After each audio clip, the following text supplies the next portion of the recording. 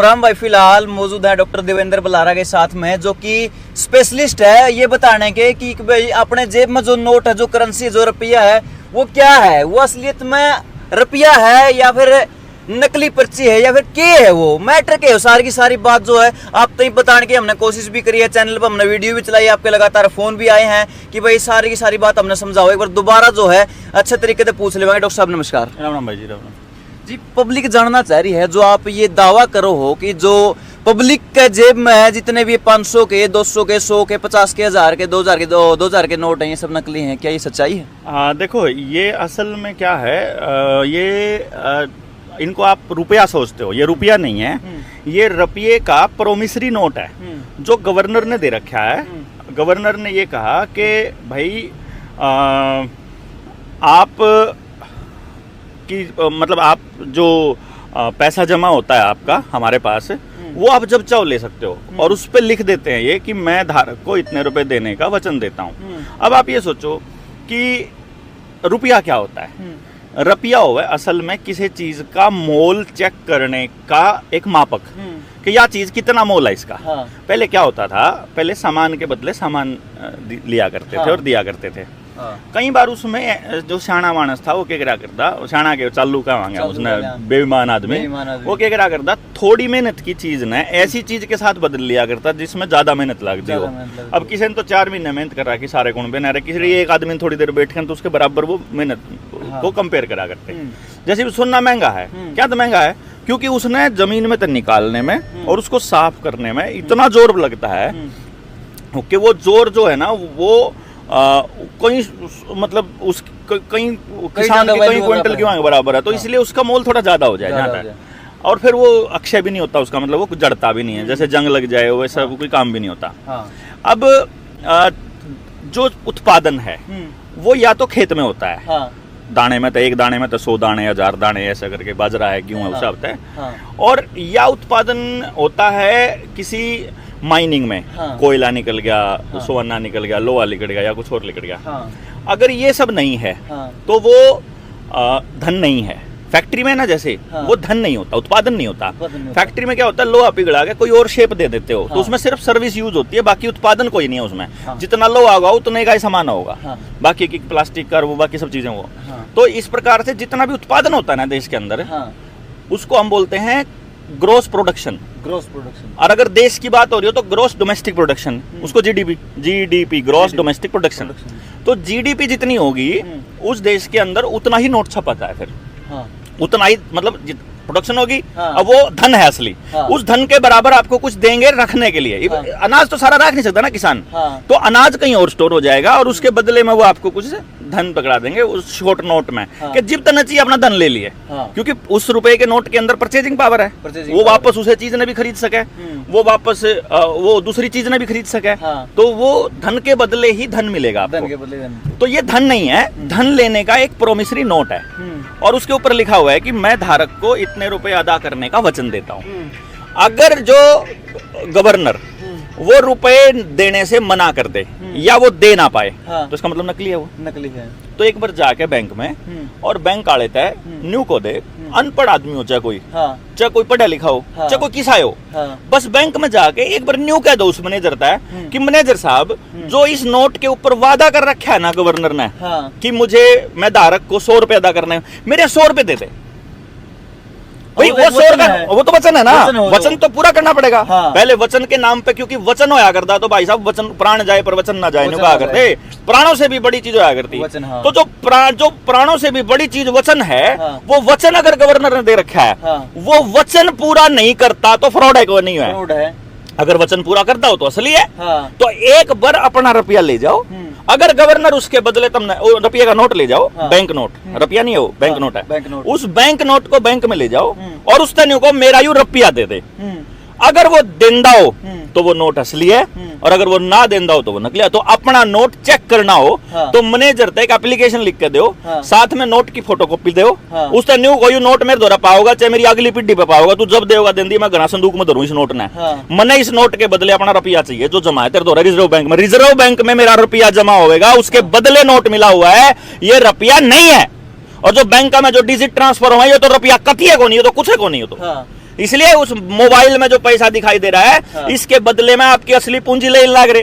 हाँ। अब क्या करे यार, आपके समझ में नहीं आ रहा यारो। आप ये समझो, आपकी जमीन अनमोल है, अडानी अंबानी को आपकी जमीन चाहिए, आप अपने बड़का ने कहो जमीन में कुछ नहीं दे रहा, आपने कहोगे 5 करोड़ का किला, अरे ले 5 करोड़ की डिजिट लिख देंगे, उनका क्या जा रहा है यार, हाँ, वो तो गूगल पे में शो करने लग जाएगा। वो दिख रहा।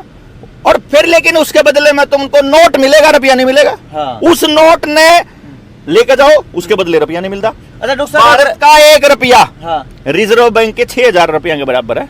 6000 रुपए बराबर। और जो आप जेब में लेके घूमते हो, ये तो है रिजर्व बैंक के रुपये, उनको ऊपर लिखा है भारत रिजर्व बैंक। हाँ। और भारत का 1 रुपया, 1 रुपये का नोट देखा कदे? हाँ, देखिए। उन्हें देखियो बोर्ड का, हाँ। उस पे भारत सरकार लिखा होता है। हाँ। इस पे भारत सरकार नहीं होता। वो नोट है भारत का 1 रुपया, जो तुम कमाओ हो ना, हाँ। वो भारत का रुपया कमाओ हो। रिजर्व बैंक ने तो धक्के दो, उसके बदले में रिजर्व बैंक के नोट छाप के दे दिए। 1-1 रुपये के नोट छापने रखने मुश्किलों है, जाते 100 का एक नोट छाप दिया कि जी चाहे ले लियो। 1 रुपये का नोट भारत का नोट है, और उसके बदले में 777 मिलीग्राम सोना है उसकी वैल्यू। और वहाँ पे ले से कहाँ? जब मर्जी अगर लिख रखा गवर्नर का, ये देख भारत सरकार लिख रहा है इसके ऊपर, ये देखो भाई, देखो भारत सरकार लिख रहा है भाई साहब। हाँ, और उस पे बाकी के नोटा पे भारत सरकार लिखने में इनका जोर पड़ा है। और ये डिजिटल करेंसी आने लग रही, CBDC, वाह डिजिटल करेंसी है ना, 2 रुपए तक स्टार्ट है। 1 रुपया कोई और नहीं छाप सकता भारत सरकार के अलावा। और ये भारत सरकार में बैठे हैं से, ये भारत सरकार नहीं है, ये OIGS है, on India government service. On India government service समझे ना, हाँ, मतलब भारत सरकार के नौकर, जो तनख्वाह ले ना नौकर है। प्रधानमंत्री, राष्ट्रपति, जज बैठा हो, चाहे कोई पुलिस वाला हो, चाहे कोई कुछ भी हो, जो तनख्वाह ले हाँ। वो नौकर है। हाँ। भारत सरकार कौन है? जनता ही जनता। सरकार है, जो कि यही कमा के बात देने है। लग रही है। हाँ, जो कमा के देने लगा, वो आप कमा के हम देवा ना यार, उनका घर चला है। और जो कमा के उत्पादन करके किसान देवे, किसान मालिक है, और मालिक तो भीख मांग रहा। और ये हरामखोर जो है राज कर रहे, हाँ। ये इसलिए कर रहे क्योंकि मालिक ने असली धन को इग्नोर करके उन नोटा के पाछा ला के अपना भाईचारा खराब कर लिया, जहां तक नाश होया गामा का। गामा ने जाके समझना चाहिए कि नोट को नहीं असली पूंजी, असली पूंजी तो पड़ोस है, गांव है, परिवार है, हमारी वचन है, हमारा अनाज है, हमारे डांगर है, हमारी धूप है, हमारी पेड़ है, हमारा मतलब हेल्थ है, जमीन है। असली पूंजी वह है। असली पूंजिया के बदले आप तक कागज के नोट देने लग रहे, जिनकी वह भुगतान भी नहीं करते। फ्रॉड रुपया, फ्रॉड नोट, रुपया नहीं, फ्रॉड नोट। ये फ्रॉड नोट से बचो भाई, ये नहीं तो सब बर्बाद होने वाला है। ये ऑन कैमरा आप बोलने लग रहे हो, आपके ऊपर FIR करवाएंगे, भारत की करेंसी को फ्रॉड बोलने लग रहे हो। भारत की करेंसी 1 रुपया, रुपया फ्रॉड नहीं है, बैंक नोट फ्रॉड है। बैंक नोट फ्रॉड है, जिसके ऊपर भारतीय रिजर्व बैंक लिखा हुआ है वो फ्रॉड है, प्योर फ्रॉड। कराओ FIR, कराओ FIR। इस बात फ्रॉड है तो फिर भागेंगे। किसी और FIR में लपेटेंगे यहाँ, किसी और FIR में गलत, मतलब पुलिस जब फ्रेम करती है ना, कड़ी गाड़ी रोकी, चेकिंग लाग रही है, और इधर कई हीरोइन कह देंगे ड्रग्स का व्यापार करा करता, कितने एक्सीडेंट में ठकवा देंगे, न्यू कर देंगे। ये न्यू को नहीं, इस बात पे FIR को नहीं करा, इतने आरामी है ये भाई साहब। और क्या को थे आप, क्या पूछ रहे थे आप? अभी लास्ट में कुछ पूछा था, स्लिप हो गई वो बात तो, लेकिन क्या पूछ रहा था मैं, FIR का जिक्र चल रहा था। FIR कराओ। हाँ, FIR को नहीं करावा, FIR को नहीं करवा हुआ है। लेकिन आप एक बात करा, जो सोना है जो पीछे दे रहा है अपने रुपये के पीछे है, अगर आप बैंक तो मांगा तो वो देश का है, देवेगा, प्रॉमिस कर रहा है क्या? और ना देवे तो इसका मतलब नकली है। और क्या कहूँ मैं फिर भाई, सीधी सी बात है ना, इसमें कोई छुपाने की बात नहीं, कोई ऐसी बात कहनी। आप अनपढ़ आदमी को तो कुछ नहीं फर्क पड़ता, उन्हें तो पढ़े लिखने का बेरा को नहीं, उन्हें एक एप्लीकेशन लिखनी कि इस नोट पे तुमने रुपये देने का वादा कर रखा, ये रुपये दे दो मेरे। यह बात कहने में की जावे, बताओ उसका। ठीक बात है भाई। अच्छा, पब्लिक जिसने भी वो लोन ले रखा है, धरतियां पे ले रखा हो, डांगरा पे ले रखा हो, क्या पे ले रखा हो, तो जो आप बताने लग रहे फर्जी, यानी कि वो फर्जी लोन सारा प्योर नकली नोटा के बदले आपकी असली पूंजी गिरवी धर ली उन्हें। अब आपने जो मेहनत करी, आपने नकली नोट कमाए का असली की मेहनत करी है। आपने तो असली करी है, असली मेहनत करी तो भारत का रुपया कमाया। हाँ। भारत के रुपये की वैल्यू 770 मिलीग्राम है। हाँ। सोना। हाँ। और वह वैल्यू रिजर्व बैंक के नोट 6000 खरीद सके। ये तो 75-75,000 का रेट हो रहा है शायद, सोने का रेट 10 ग्राम का। हाँ। तो ये लगभग 6000 के करीब बनता है उसकी वैल्यू। तो 6000 यानी कि हमारा 1 रुपया भारत का, मेरा नागरिक का जो मैंने कमाया, और जो बैंक ने मारता दिया उसका 6000 बराबर है। और हम चिट्ठी लिख के दे वहां, बैंक न्यू कह दो कौन तू झूठ बोल रहा है, न्यू लिख के दे दो ना। रिजर्व बैंक न्यू कह दो ना मेरा यू असली रुपया है, मैंने न्यू भी लिख के दे दिया, तब न्यू बताओ यू असली है कि नकली है। रिजर्व बैंक, भारतीय reserve bank, government of India इतने हरामखोर है, हमारे को ये बोलते हैं कि हमारे पास वैध रुपए का कोई दस्तावेज नहीं है। वैध रुपए का दस्तावेज नहीं है तो वैध रुपया छाप क्यों कर रहे हो तुम? बिना सिद्धांत के, बिना मानक के रुपया छाप कैसे रहे हो?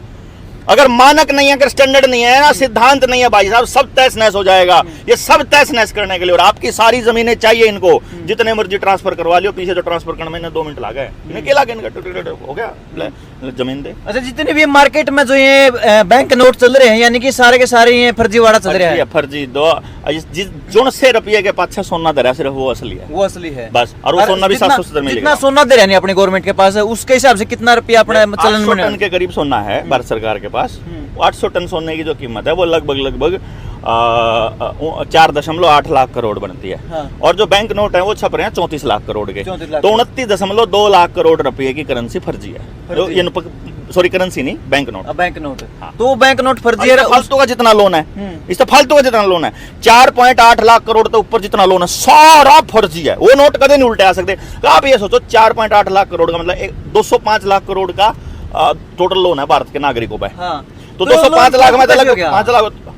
अरे यार 100 रुपए थे, हाँ। लोग हम बांट दिए। हाँ। 100 करोड़ थे मान लो। हाँ। उनने जो पहली किस्त दी वह फिर बांट दी। उनने पहली किस्त दी वह फिर वही 100 रुपये ना बोर्ड का दे। असली तो मार्केट में 100 करोड़ पड़ा। हाँ। उन्होंने बंड का 1000 करोड़ कर दिया। तो ये लोगों पे 205 लाख करोड़ का लोन है। और नोट जो असली वैध करेंसी है हमारे पास 5 लाख करोड़ के करीब की है, 4.8 लाख करोड़। तो 5 लाख करोड़ काट दे तो 200 लाख करोड़ की प्रॉपर्टी नीलाम होनी तय है भाई साहब। नीलाम होनी चाहिए, क्योंकि उसके बराबर नोटे को नहीं, उसको हो ही नहीं सकते। कुछ है, पॉसिबल ही नहीं है, वापस ही नहीं आ सकते हैं इतने। जब सारे जमा कराने जाऊंगा उतने। ये आप देखो, बैंक में पैसा जमा मारा 2 करोड़ जमा, बैंक वाले तो जाकर बोलो मैनेजर था पीछे चाहिए 10 लाख रुपये। दफारे ना सांझ ना कल ना आजिए, पीछे को नहीं। अच्छा भाई, लोन ले रखे हो आपने 20 लाख खाते में ट्रांसफर कर रखे, पीछे दे दे, बोले है को नहीं। आपने लोन ले रखे हो चाहे आपने जमा कर रखे हो, ना तो बैंक पे रुपया, ना जो खेत में किसान काम कर रहा है उस पर रुपया, ना कंपनी में काम कर रहा है उस पर रुपया, किसी पे हाथ में रुपया नहीं, और उसके खाते में दिखाने लग रहा तो रुपया हैकिंग है। वो है को नहीं मेरे भाई, वो अस्तित्व खत्म करती है। हाँ, सब साफ हाथ चट करेंगे। अरे इससे बचा लो बस, इसे न लड़ा। यही जागृति चली। साइकिल यात्रा शुरू करूंगा पूरे हरियाणा में। साइकिल यात्रा एजुकेशन के कॉन्सेप्ट पे कि अपने बच्चों को 100% रोजगार की गारंटी जनता सरकार मोर्चा के लोग देंगे। 100% रोजगार। साथ आओ, आपके गांव के हर बच्चे को रोजगार मिलेगा। और जो परमात्मा ने मारता है, टांग दे रखी मारता है परमात्मा ने 2 टांग। अगर हम लोग 100 किलोमीटर रोज 200-500 किलोमीटर चलने के होते ना, तो परमात्मा मारता पंख देता। हमारी जरूरत नहीं थी इतनी दूर उड़ने की, जिन्हें जरूरत है उड़ने की उन्हें उससे पंख दे रखे। तो ये गाड़ी या ट्रक ये सब बेवकूफाना हरकत है। आपको सिर्फ उतनी दूर जाना चाहिए जितनी दूर तड़के सूरज निकलने तक लेकर सूरज छिपने तक उल्टे आ जाओ। यानी कि आपका लगभग 5 किलोमीटर प्रति घंटा की स्पीड होती है पैदल की आदमी की। तो 12 घंटे में आप 60 किलोमीटर यानी और काट दो 85 किलोमीटर, यानी 25 किलोमीटर जाना और 25 आना। 25 किलोमीटर तक बाहर आपका बच्चा दिन में जाना नहीं चाहिए कितने भी। अगर आदमी 25 किलोमीटर तक बाहर जाके सेट होने लग रहा है, हाँ। वो इस देश में रिफ्यूजी माना जाएगा आने वाले टाइम में। यानी कि वो अपनी मूल जड़ें छोड़ने लग रहे हैं। यस, उसकी जड़ खत्म होगी। ठीक बात। और ये हर आदमी को 25 किलोमीटर तक फालतू दूर लेकर जाने लग रहे। और इसकी शुरुआत करी थी बंसीलाल ने। सबसे बड़ी ठगी करी थी उसने इस देश के साथ। पहले मास्टर की मरोड़ सड़का के मोड़ काट दूंगा। अरे दूर भेजने का मतलब अपनी जड़ खोना है। जड़ काटी बंसीलाल ने स्टार्ट करी, जड़ काटने।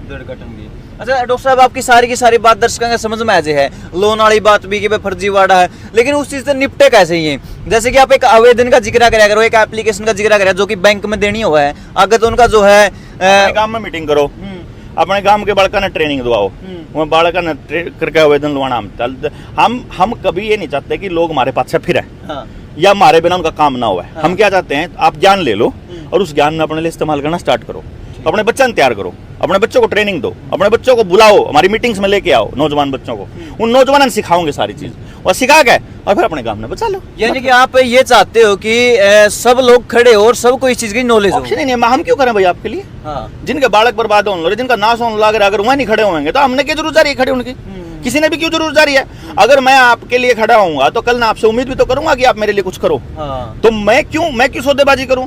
मैं तो अपना फर्ज अदा करके करूं। मेरे इस बात की नॉलेज है, वो नॉलेज ले लो। हाँ। और कोई भी सरकार का आदमी, कोई बड़ा इकोनॉमिस्ट, कोई बड़ा अर्थशास्त्री, अनर्थशास्त्री, सरकारी आदमी, बैंक का मैनेजर, बैंक वाला, कोई आके डिबेट कर लो। अपने आप चैलेंज दो। हाँ। और कोई भी आदमी आपके चैनल पे ही मैं डिबेट करने को तैयार हूँ। कोई भी आ जाओ, कितना पढ़ो, कितनी 50 PhD कर रखी हो। हाँ। और मैं अनपढ़ आदमी लगा जो बराबर में, और मैं बताऊंगा यार इसमें क्या बात है, जो लिख रखे हो दे दो, बात खत्म यार। बात वचन दे रखे आपने, पैसे दो मेरे, पीछे नहीं दे सकते तो नकली न वचन है। नकली वचन मतलब नकली नोट, बात खत्म यार। इसमें फालतू कैलकुलेशन करने की जरूरत क्या है? इसका मतलब सारे बैंक का एफआईआर होगी, सारे जितने मैनेजर मुझे सब भी तर जाएंगे। ये मैंने ये तो पाड़ रही नया डीसी क्यों कूद रहा है? डीसी तब बड़ी गाड़ी दे रखी, कोठी दे रखी, चलन लाग रही उसकी, राजा बना रखा, राजा की तरह जिंदगी जीवे। वो तो नौकरा की मानेगा, उस तरह रुपये देता बेहिसाब। ये बैंक वाले मुंह जोड़ बोलने लगा उसके मुंह में रुपये छुड़ते हैं। अनु तो बेरा है क्यों नकली है, जाते को नहीं हमारे तो हम तो कब मारे इनके।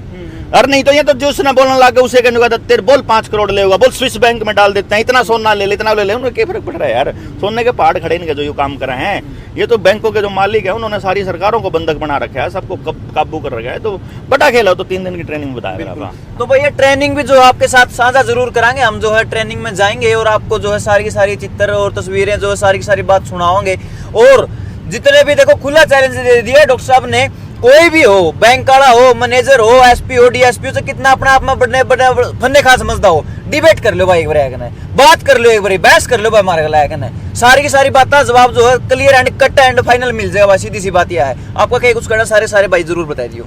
जब भी षड्यंत्र का जिक्र जुबान पर आवा है तो उसके समाधान खातर जनता सरकार मोर्चा का ख्याल मन में जरूर आंदा होगा, क्योंकि जनता सरकार मोर्चा के जितने भी साथी हैं सारे के सारे सारा दिन रात इसे बात न रटे जावा कि भाई इस चीज में भी षड्यंत्र है, इसका यो समाधान हो, इस चीज में यो षड्यंत्र है, इसका यो समाधान हो।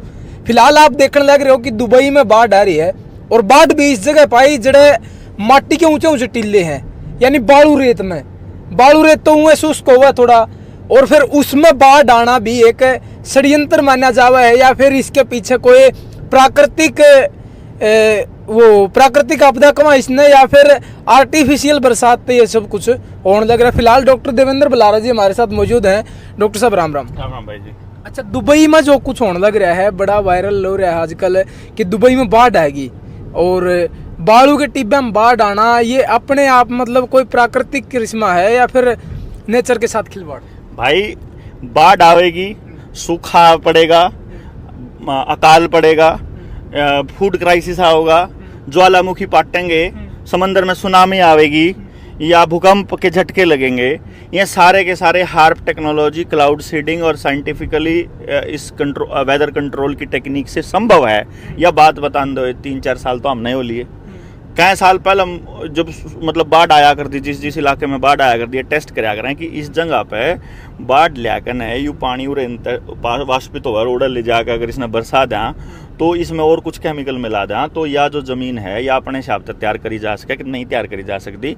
ये टेक्नोलॉजी इस्तेमाल करते हैं। उसमें लोगों को विस्थापन करना हो, लोगों की ज़मीन ख़राब करनी हो, लोगों को उजाड़ना हो, वहाँ से दूसरी जगह शिफ्ट करवाना हो, इसके लिए इस टेक्निक को बड़े अरसे से यूज़ करते आने लग रहे हैं। और इस टेक्निक का जो कंट्रोल है वो अमेरिका की CIA के पास बड़े अरसे से है। अच्छा। तो हम बताने लग रहे हैं, ये तो मतलब ये समझ लो कि कन्फर्म है कि ये साइंस का एक एक्सपेरिमेंट नहीं है, बाकायदा एक षड्यंत्र के तहत, स्क्रिप्ट के तहत करी गई कारगुजारी है, जिसमें लोगों को ये बताना है कि तुम्हारे पर्पज ये है कि लोगों को ये यकीन दिला दिया जाए कि तुमने वेदर को इतना नुकसान पहुंचा दिया, तुमने एनवायरनमेंट को इतना नुकसान पहुंचा दिया कि अब ग्लोबल जो चेंज है, जो इसका क्या कहते हैं ग्लोबल वार्मिंग है, इसकी वजह से जो है ना सब कुछ चेंज हो गया। तो इसमें आदमी जो है ना वो कसूरवार है। तो तुम्हारी गाड़ियां बंद करनी होगी, तुम्हारे चूल्हे बंद करने होंगे, तुम्हारी फैक्ट्रियां बंद करनी होंगी, तुमको गांव से विस्थापित करना होगा, बड़े मकान की जगह छोटे मकान आने होंगे। तो और भी किसी तरह से आपका आवागमन कंट्रोल करना होगा। जैसे लॉकडाउन में आप घर से बाहर नहीं निकल सकते, ऐसे ही अब की बार हीट वेव आएगी। मैं आपको अब अच्छा बताने लग रहा हूँ पहले ही। यह वीडियो आज तारीख है 26 अप्रैल 2024। मैं आज बताने लग रहा हूँ कि इस साल में हीट वेव से बहुत से लोगों को ये टपकाने वाले हैं। अच्छा। मतलब सड़क के ऊपर चलते चलते आदमी मरेगा, ये नु कहेंगे हीट वेव तो मरा। अच्छा। फिर क्या करोगे आप? फिर ये नु कहोगे कि दिन में 12 बजे से लेकर 3 बजे तक घर से बाहर नहीं निकलना। अच्छा। ये ऐसी वो दे देंगे, इंस्ट्रक्शंस दे देंगे। तो शायद दुबई में पहले होता भी होगा ना, अभी तक नहीं हुआ केडी भी हो ईब की बार, क्योंकि इन्होंने क्या करा था 2020 में जब लॉकडाउन लग रहा था, तो लॉकडाउन के दौरान हीट वेव के एक्सपेरिमेंट करे थे और 400 आदमी एक जगह मारे थे, 40 आदमी एक जगह मारे थे। और वो फिर हमारे को तो मालूम है, क्योंकि अपन रिसर्च में कंटिन्यूसली रहते, तो अब हमारे एकदम समझ में आ जाए कि नेक्स्ट टारगेट ये है। मैंने टेस्ट करके देख लिया, मारने से मारने हो, पेड़े जलाने हो, पशु पड़े जलाने हो। तो हीट वेव जैसे आप देखो ना, आप छोटे होया कर दे तो क्या करा कर दे, एक लेंस लिया और कागज के ऊपर उसने कंसंट्रेट कर दे उस हीट में, वो कागज जला दिया कर दे आप। तो ऊपर आसमान में हवा का, गैस का या कांच का 2 जहाज पकड़ के ऐसा लेंस नहीं ला सकते मैं। और जहाँ भी टारगेट करना हो कर लो, क्या दिक्कत है? मतलब कुछ बड़ी बात थोड़ी ना है, तो नॉर्मल अपन करके देख रखा है यार। अच्छा, एक बात और है, आप नु कहोगे भी हम पिछले साल तक कहने लग रहे हैं, आपका कहने तक बात ही पुष्टि किस तरह हुआ है? हम किस तरह मानना कि ये आपके कहने, आप जो कह रहे हो उसी हिसाब से होने लग रहा है? देख, मैं जो कह रहा हूँ, अब जब बात होगी वायरल तो मैं रोक देंगे। जैसे मैंने आप अखिल की मर का कहा करते, पहले 2 आएंगी, 3 आऊंगी, 4 आऊंगी और फिर 8 आएंगी। अब कोविन पोर्टल पे 8 इंजेक्शंस का जिक्र था कि 8 लागेंगे। 8 लागण तो पहले हमने किल की मारी पहले वाले पे कि बतो देखियो तुम चलते चलते टपका करोगे तो मतलब थारा नाश होगा। देखियो जी चलते चलते मरा करोगे ना, जब बताऊंगा तो हम नहीं किस केमिकल का असर था। अच्छा, किसी ने नहीं मानी। फिर मैंने कहा दूसरी भी आओगी, फिर वो आई। मैंने कहा तीसरी भी आओगी। अच्छा, तीसरी आने तक वो अपना चंडीगढ़ वाला कांड हो गया, उसमें वायरल हो गया। लोगों में डिबेट चाल पड़ी। लोगों ने सोचा भाई सरकार गलत कर रही। सरकार ने जैसे ही फील होया गलत कर रही, सरकार रुक गई। अब उस चीज पर रुक जाएगी वह, ताकि वो हम लोगों को झूठा साबित करे। उस टाइम पे नहीं करेगी, जब हम बोलना बंद हो जाएंगे फिर करेगी। इब सर्वाइकल कैंसर के नाम पे लिया है, सिविक कैंसर के नाम पे लिया है, टीबी के इंजेक्शन लाने के नाम पे लिया है, किसी और बीमारी के नाम पे लिया। आपके शरीर में वो केमिकल डालना पर पहुंचा किसे के बांधने पड़ो है। बचपन में पैदा होते बड़का के लान लाग रहे, स्कूल में बड़का तो गोली खवान लाग रहे। क्यों करिए आपका शरीर खराब करना इनका पर्पज है, ताकि आप जिंदगी भर फार्मा कंपनियों के गुलाम बने रहो। उनका पर्पज ये भी तो है बच्चों की जिंदगी बचानी है, बच्चे कभी बीमार ना हुए, उनका भी तो ख्याल रखना है सरकार ने ना। फिर आज तक बीमारियां बदियां घटी हैं। जब डॉक्टर नहीं थे ना गामा में, उस टाइम पर गामा कोई बीमार को नहीं आ करेगा। पहले हम डॉक्टर आए, फिर बीमारी आई। वैसे ही जैसे गांव में चौकी आने के बाद नशा बढ़ता है, पुलिस की चौकी आएगी उसके बाद नशा बढ़ेगा। ये भाई साहब ये तंत्र आपको बर्बाद करने के लिए काम कर रहा है, ये आपके लिए कर ही नहीं रहा। सिंपल सी बात है। अगर आपको इसमें लगता है कि वो आप उनके भले के लिए कर रहा, भाई भला तो आपको खुद करना पड़ेगा। खुद का बच्चा भी जब तक रोता नहीं है ना, उसकी माँ उसने भी दूध कौन दे दिया, अपन रोना बंद करवा देना, बोलना बंद करा दिया। बोलोगे तो आप देशद्रोही हो, आप किसी कुत्ते के विरोधी हो, आप किसी सूर के विरोधी हो, आप किसी फलाने के चमचे हो, आप किसी फलाने के भगत हो, पता नहीं क्या चला दिया। ये ड्रामेबाजियां इसलिए करेगी ताकि शरीफ आदमी बोलना बंद करते। हम थोड़े से बेशरम, हम बोल दे जावा, गाल खाया जावा, क्या जावा। ये तो चलो लोगों के समझ में भी आने लगा, पहले तो समझ में नहीं आता। हम जब भी नहीं चुप हुआ था, हम तो लगे रहा करते, कोई बात नहीं। पागल भी आपने बताया है कि भाई पागल हो रही है, तो इनका दिमाग शुट हो गया, क्योंकि बेतुकी बात ये करने लग रहे हैं, बेबुनियादी बात आपकी बताई। कोई आदमी मतलब सरकारी नौकरी लाग रहा हो, मियाँ बीबी दोनों के दोनों सरकारी स्कूल में पढ़ाते हो, अपनी 8 से 2 की नौकरी छोड़ के न और दिन रात पागला की तरह बोलो, फिर लोगों ने बोल दे भौंक दे, उनते समझान दे, और हम अपने बालका ने बचा लो रहा है। और फिर मतलब सारी चीज़ों ने छोड़ छाड़ के न, पूरे बिजनेस ने बंद करके न और इस पे लाग गए। और फिर सारी चीज़ होने के बावजूद भी अगर दिन रात पागल हो फिर तो पागल है वो रिश्ते में तो ठीक है। शाणे आदमी तो पीछे खा कर न अपना किसी का पार्टी की टिकट ले ले हैं, किसी फैक्ट्री कोई ठेका मिल जाए उसमें चुप हो जाए, तो मैं तो आपकी कोई इच्छा है कि चुनाव लड़ने की? चुनाव भी नजदीक है, अब मई में चुनाव होने वाला है, फिर आगे विधानसभा के चुनाव भी होंगे, कोई इच्छा है मन में? पता क्या है आशीष भाई, मेरा इलेक्शन मैनेजमेंट का काम रहा है। पहले मैंने हर पॉलिटिकल पार्टी के साथ लगभग काम कर रखा है। ये अपने आपने मुझे मुख्यमंत्री का है ना, ये तो अपना जो रहा है भाषण लिखवाया करते, ठीक है नहीं। तो ये छोड़ दो, एक विधानसभा जीतने के लिए ना 20 डेडिकेटेड लोगों की जरूरत होती है। मेरे पास तो हजारों की संख्या की टीम है। पार्लियामेंट का चुनाव करना मेरे लिए कोई बड़ी बात नहीं है, और सारे के सारे जानने लग रहे। तो अब तो कदे लड़ लेंगे, पिछले 2019 में भी लड़ लेंगे, इब के भी लड़ लेंगे, आगे भी लड़ लेंगे। हम तो यार, हम तो कहवा ताकत जो है वो विधायक सांसद के पास नहीं होनी चाहिए, गांव वाले पे होनी चाहिए। हम तो कहवा वोटर के पास ताकत होनी चाहिए। वोटर को ताकत देने की लड़ाई लड़ने लग रहे हैं हम ताकत लेने की लड़ाई थोड़ी लड़ने लग रहे हैं यार। जनता ने ताकत देने की बात करा आप, तो जाए तो पागल क्यों है। एक बात और है इसमें, मतलब कुछ तो मुद्दे तो होने चाहिए लोगों के बीच में जाने के लिए। आपके पास मुद्दे हैं वो बहुत बढ़िया हैं, तो इसमें संभावना ये भी बना कि भाई आप इन मुद्दों को लेकर आगे अपनी पॉलिटिक्स पिच तैयार कर रहे हो।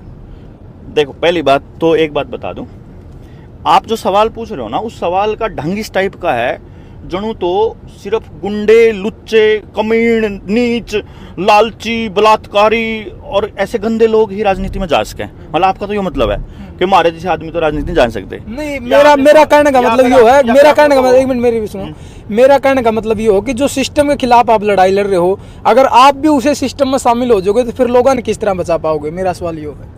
नहीं, मैं सिस्टम में शामिल होने की बात कहाँ करी मैंने तो सिस्टम ही अपना बनाने की बात कही है यार। मैंने सिस्टम में शामिल होने की बात नहीं करी। आपका जात का जो नेता है, आपका जो फेवरेट है, जो आपके पड़ोसी है, जो आपके गांव का कोई नेता है, जो बाद में मंत्री बन गया, आप उसके पास मंत्री बनने से पहले के उसके बयान देखो और मंत्री बनने के बाद के देखो। मंत्री बनने से पहले वो कहता है कि थारा न्यू कर दांगा, थारा कोई काम नहीं रुकदा, और मंत्री बनने के शायद वो न्यू कहा है कि भाई काम तो सिस्टम से होगा। तो हमने बेरा है, सिस्टम उनका है। रावण के सिस्टम में, रावण की व्यवस्था में राम भी राज करेगा तो भी रावण के हिसाब से ही करेगा। तो ये व्यवस्था उन्हीं की है, इसमें कोई फर्क नहीं पड़ा। अब सरकार बदल के देख ली, 10 साल में इन्हें और नाश कर दिया। पछले वाले ने कहा करते भाई मैं चोर हैं, ये तो डाकू बन के पैदा हो, ये तो डाकू लिकड़ का आए, मतलब ये तो बलात्कारी भी लिकड़े, ये तो मतलब दंगेबाज भी निकले, ये तो आदमखोर भी निकले, ये तो तड़ीपार भी निकले, ये तो ऐसे निकले। बात या नहीं है, सवाल फिर से वहीं के वहीं आकर के अटक जाता है कि भाई सिस्टम के अंदर नहीं जाना अपन है। हम तो जो, जैसे अगर कई लोग कहते हैं राजनीति में जाओगा, मैं तो अभी भी राजनीति कर रहा हूँ। मैं जो ये काम कर रहा हूँ ये राजनीति ही कर रहा हूँ। राजनीति, राज्य की नीति, राज्य को कैसे चलाना चाहिए इसकी पॉलिसी, उसी पे तो काम करना है, उसी पे बात करना है। हम लोगों को कह रहे हैं कि राज्य नीति जो है वो लोगों के हाथ में होनी चाहिए, ना कि किसी चंद लोगों की या पूंजीपतियों के मुट्ठी में।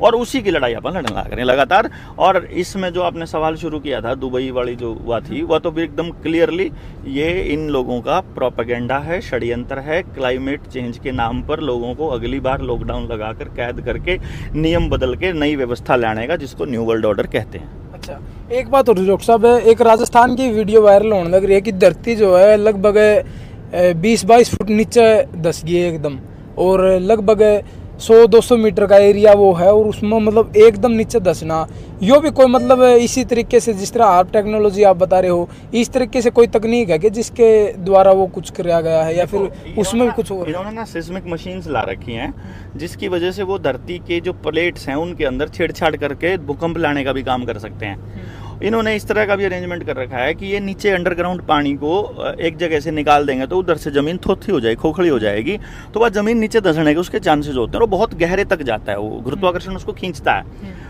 तो जितने भी ये चेंजेस आने लग रहे हैं, ये इन सरकारों के माध्यम से, जो इन पूंजीपतियों ने और इस पूरे एलीट ग्रुप ने, पूरे वर्ल्ड के जो ग्लोबल एलीट्स हैं, उन्होंने जो षड्यंत्र रचा हुआ है, वो सरकारों के माध्यम से इस तरह के काम करते हैं कि नीचे की ज़मीन खोखली हो ही जाए।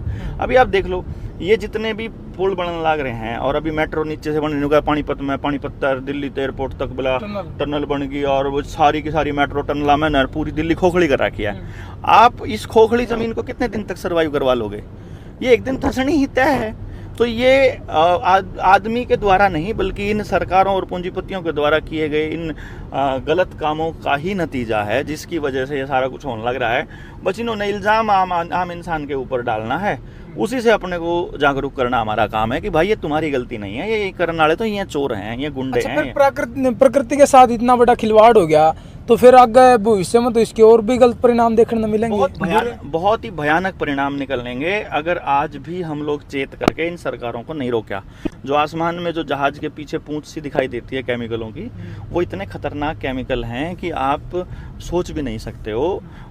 हम बार बार कहते हैं कि इन केमिकल्स के ट्रायल से बचाओ अपने लोगों को, अपने बच्चों को, और वो केवल आप तब बचा सकते हो जब आपको पता हो, जब आप इनको ज्ञापन दो, जब आप इनको बताओ, जब आप इनको आदेश देना सीखो, जब आप इकट्ठे होना सीखो, जब आप सवाल करना सीखो, जब आप लिखना सीखो, रिसर्च करना सीखो और बोलना सीखो, ये तब होगा। वो काम जनता सरकार मोर्चा अपनी ट्रेनिंग्स के माध्यम से लगातार कर ही रहा है। अच्छा, आगे जिस तरह पीछे हमने देखा था कि भाई किसान आंदोलन चला था, 3 कृषि कानून सरकार लेके आई, तो उसके विरोध में आंदोलन हो गया। आगे इसी तरीके से अगर कोई मतलब फरमान जारी कर दिया सरकार ने, कोई गलत फरमान है, जनता के पक्ष में नहीं है, वो जनता के हित में नहीं है, तो उसके खिलाफ लगे कि भाई अपना आंदोलन हो पाओगा? देखो, आंदोलन तो होंगे, ये तो आदमी की नियति है। अभी दबा लेंगे 10 साल, 20 साल, 50 साल, 100 साल, फिर जब दुखी हो जाएगा आदमी फिर खड़ा होएगा। वो तो जेनेटिकली मॉडिफाई करने के पीछे इनका रोजगी है कि खड़े ही ना हो। लेकिन फिर भी मानवता जो है ना, ये बड़ी गजब बनाई है परमात्मा ने, बड़ा अलग सा चीज़ है। ये नहीं हटने वाले लोग बाग, ये तो उठेंगे। फ़र्क ये है कि सब कुछ सत्यानाश होने के बाद उठेंगे, एक दोबारा से बिल्कुल रॉक बॉटम में जा करके, या फिर बीच में उठने के चांसेस हैं। हम लोग ट्राई कर रहे हैं कि लोगों को अभी जगा लें, और अगले ही कोई बड़ी आपदा आने से पहले ही लोगों को बता दें कि भाई थारा यह गड़बड़ होने वाली है और तुम इससे न्यू बच सको हो और अपनी व्यवस्था इसे बना सको। अब आपने क्या बोले सरकार लोगों के ऊपर थोप दे है। सरकार में बैठा हर आदमी, राष्ट्रपति, प्रधानमंत्री, सांसद, विधायक, पालिका जोन से छोटे ब्लॉक समिति, सरपंच, न्यायपालिका में जितने बैठे अफसर, जितने ब्यूरोक्रेसी में बैठे हुए सारे के सारे OIGS हैं, on India government service. India government कौन है? हम लोग, जनता, जनता ही सरकार है, यानी कि हम मालिक हैं और वो नौकर हैं। अब नौकर जो है मालिक को कहता है कि तुम यहाँ नहीं खड़े हो सकते, 144 ला दी। नौकर मालिक को कहता है कि तुम्हें हमारी बात माननी पड़ेगी। अब तारे घर में कोई नौकर काम करने लग रहा है, कहना तुमको यही खाना पड़ेगा, तुमको बता दिया, तुमको यहाँ नहीं जाना, इतने बजे उठना है, इतने बजे सोना है। नौकर बताएगा मालिक को, तो ये काम हो रहा है। तो आप देख लो, तुम मालिक ने भेरे को नहीं, मैं मालिक हूँ। मालिक को यह एहसास दिलाया जा रहा है कि माई बाप तो वो है, क्योंकि वो आपको बुढ़ापा पेंशन दे रहा है, क्योंकि वो आपको अनाज दे रहा है, क्योंकि वो आपको सब्सिडी दे रहा है, क्योंकि वो आपके बच्चों के लिए इंजेक्शन लगा रहा है। वो फायदे के नुकसान को अलग बात है। जो चुनाव होने लग रहा है, फिर तो ये नौकर चुनने के लिए चुनाव होने लग रहा है। नौकर चुनने के लिए रिफ्यूजी लाइन में खड़े होते हैं। जो मालिक है वो कभी भी नौकर को चुनता नहीं है, सेलेक्ट करता है, ये होगा भाई हमारा नौकर ना। वो नौकर की सिलेक्शन होती है, इलेक्शन नहीं होता। इलेक्शन करते हैं, वोट डालता है रिफ्यूजी, मालिक कभी भी वोट नहीं डालता है। तो जिस भी आदमी का वोटर कार्ड बना है वो इस धरती का मालिक नहीं है भाई साहब। अगर आप एक चीज देखो, अगर वोट डालने से परिस्थितियां बदलती और लोगों के हालात सुधरते तो सरकार कभी वोट ना डालने देती आपको। उन्होंने तो नाश करना है, नाश करने की चीज की एडवर्टाइजमेंट नहीं करते। वह तो एडवर्टाइजमेंट नाश करने की करेंगे, जिसमें फायदा होगा उसकी एडवर्टाइजमेंट थोड़ी करेंगे। वो आपको सच नहीं बताएंगे। वो आप देखिए, वैक्सीन कंपनियों ने मतलब अपनी वेबसाइट के ऊपर सारी डिटेल डाल दी, लेकिन वो डिटेल जनता को नहीं बताई उन्होंने, है ना। अब जिसका कुछ होया मान लो, उसका पता ही कौन था, लेकिन सरकार ने सुप्रीम कोर्ट में नहीं कह दिया जी, हमने तो सब पब्लिक डोमेन में बता रखा था। यो मतलब खेल इतना बड़ा चलता है। तो अब एडवर्टाइजमेंट किसकी होगी? दारू की होगी, सिगरेट की होगी, कोका कोला की होगी, टॉयलेट क्लीनर की मतलब है, कॉकरोच वाली चॉकलेट्स की होगी, गुड़ की थोड़ी होगी। मतलब जब कंपनी में जिस चीज का औद्योगिकरण किया जा सकता है, इंडस्ट्रियलाइजेशन की जा सकती है, उसकी होगी एडवर्टाइजमेंट। एडवर्टाइजमेंट उसकी नहीं होगी। तो जिस बंदे को बाजार में बेचना होगा तब एडवर्टाइजमेंट होगी वोटिंग की। पहले गांव का आदमी वोट नहीं करता था, तो गांव में पुलिस बढ़ के दिखा दो, ये वोट करने लग रहे हो, यानी आप रिफ्यूजी, आप खुद स्वीकार कर रहे हो कि मैं रिफ्यूजी हूं। मालिक कभी वोट नहीं करता है। और आपको मैं जनता सरकार मोर्चा के बहुत सारे साथी अब की बार अपनी उस पावर का इस्तेमाल करते हुए हम इलेक्शन कमीशन को हम लोग चिट्ठी लिखने वाले हैं कि हम मालिक हैं और मैं अपनी इस अधिकार का पालन करते हुए मैं अपनी तरफ से तुमको कोई नियम बनाने का कंसेंट नहीं देता हूं, और मेरी तरफ से कोई नियम मत बनाना मेरे से पूछे बिना। तो अभी होगा ये सारा कुछ हम करने वाले हैं। अच्छा, मतलब ऐसा कुछ देखा जाएगा आपकी बार के जनता सरकार मोर्चा कुछ बड़ा करने वाला है एक बार? हाँ सर मैं करेगा भाई, बड़ा करेगा। मैं कह रहा हूँ इतना बड़ा करेगा कि आप सरकारों को ये बताएगा कि भाई तुम मालिक तुम हो नहीं हो, मालिक तो हम हैं। जो अगर पब्लिक को ये पता होना जरूरी है, जनता को ये पता होना जरूरी है कि वो मालिक है। और अब यहाँ पर इन लोगों ने ऐसा यकीन दिला दिया कि मालिक तो जो है ना वह है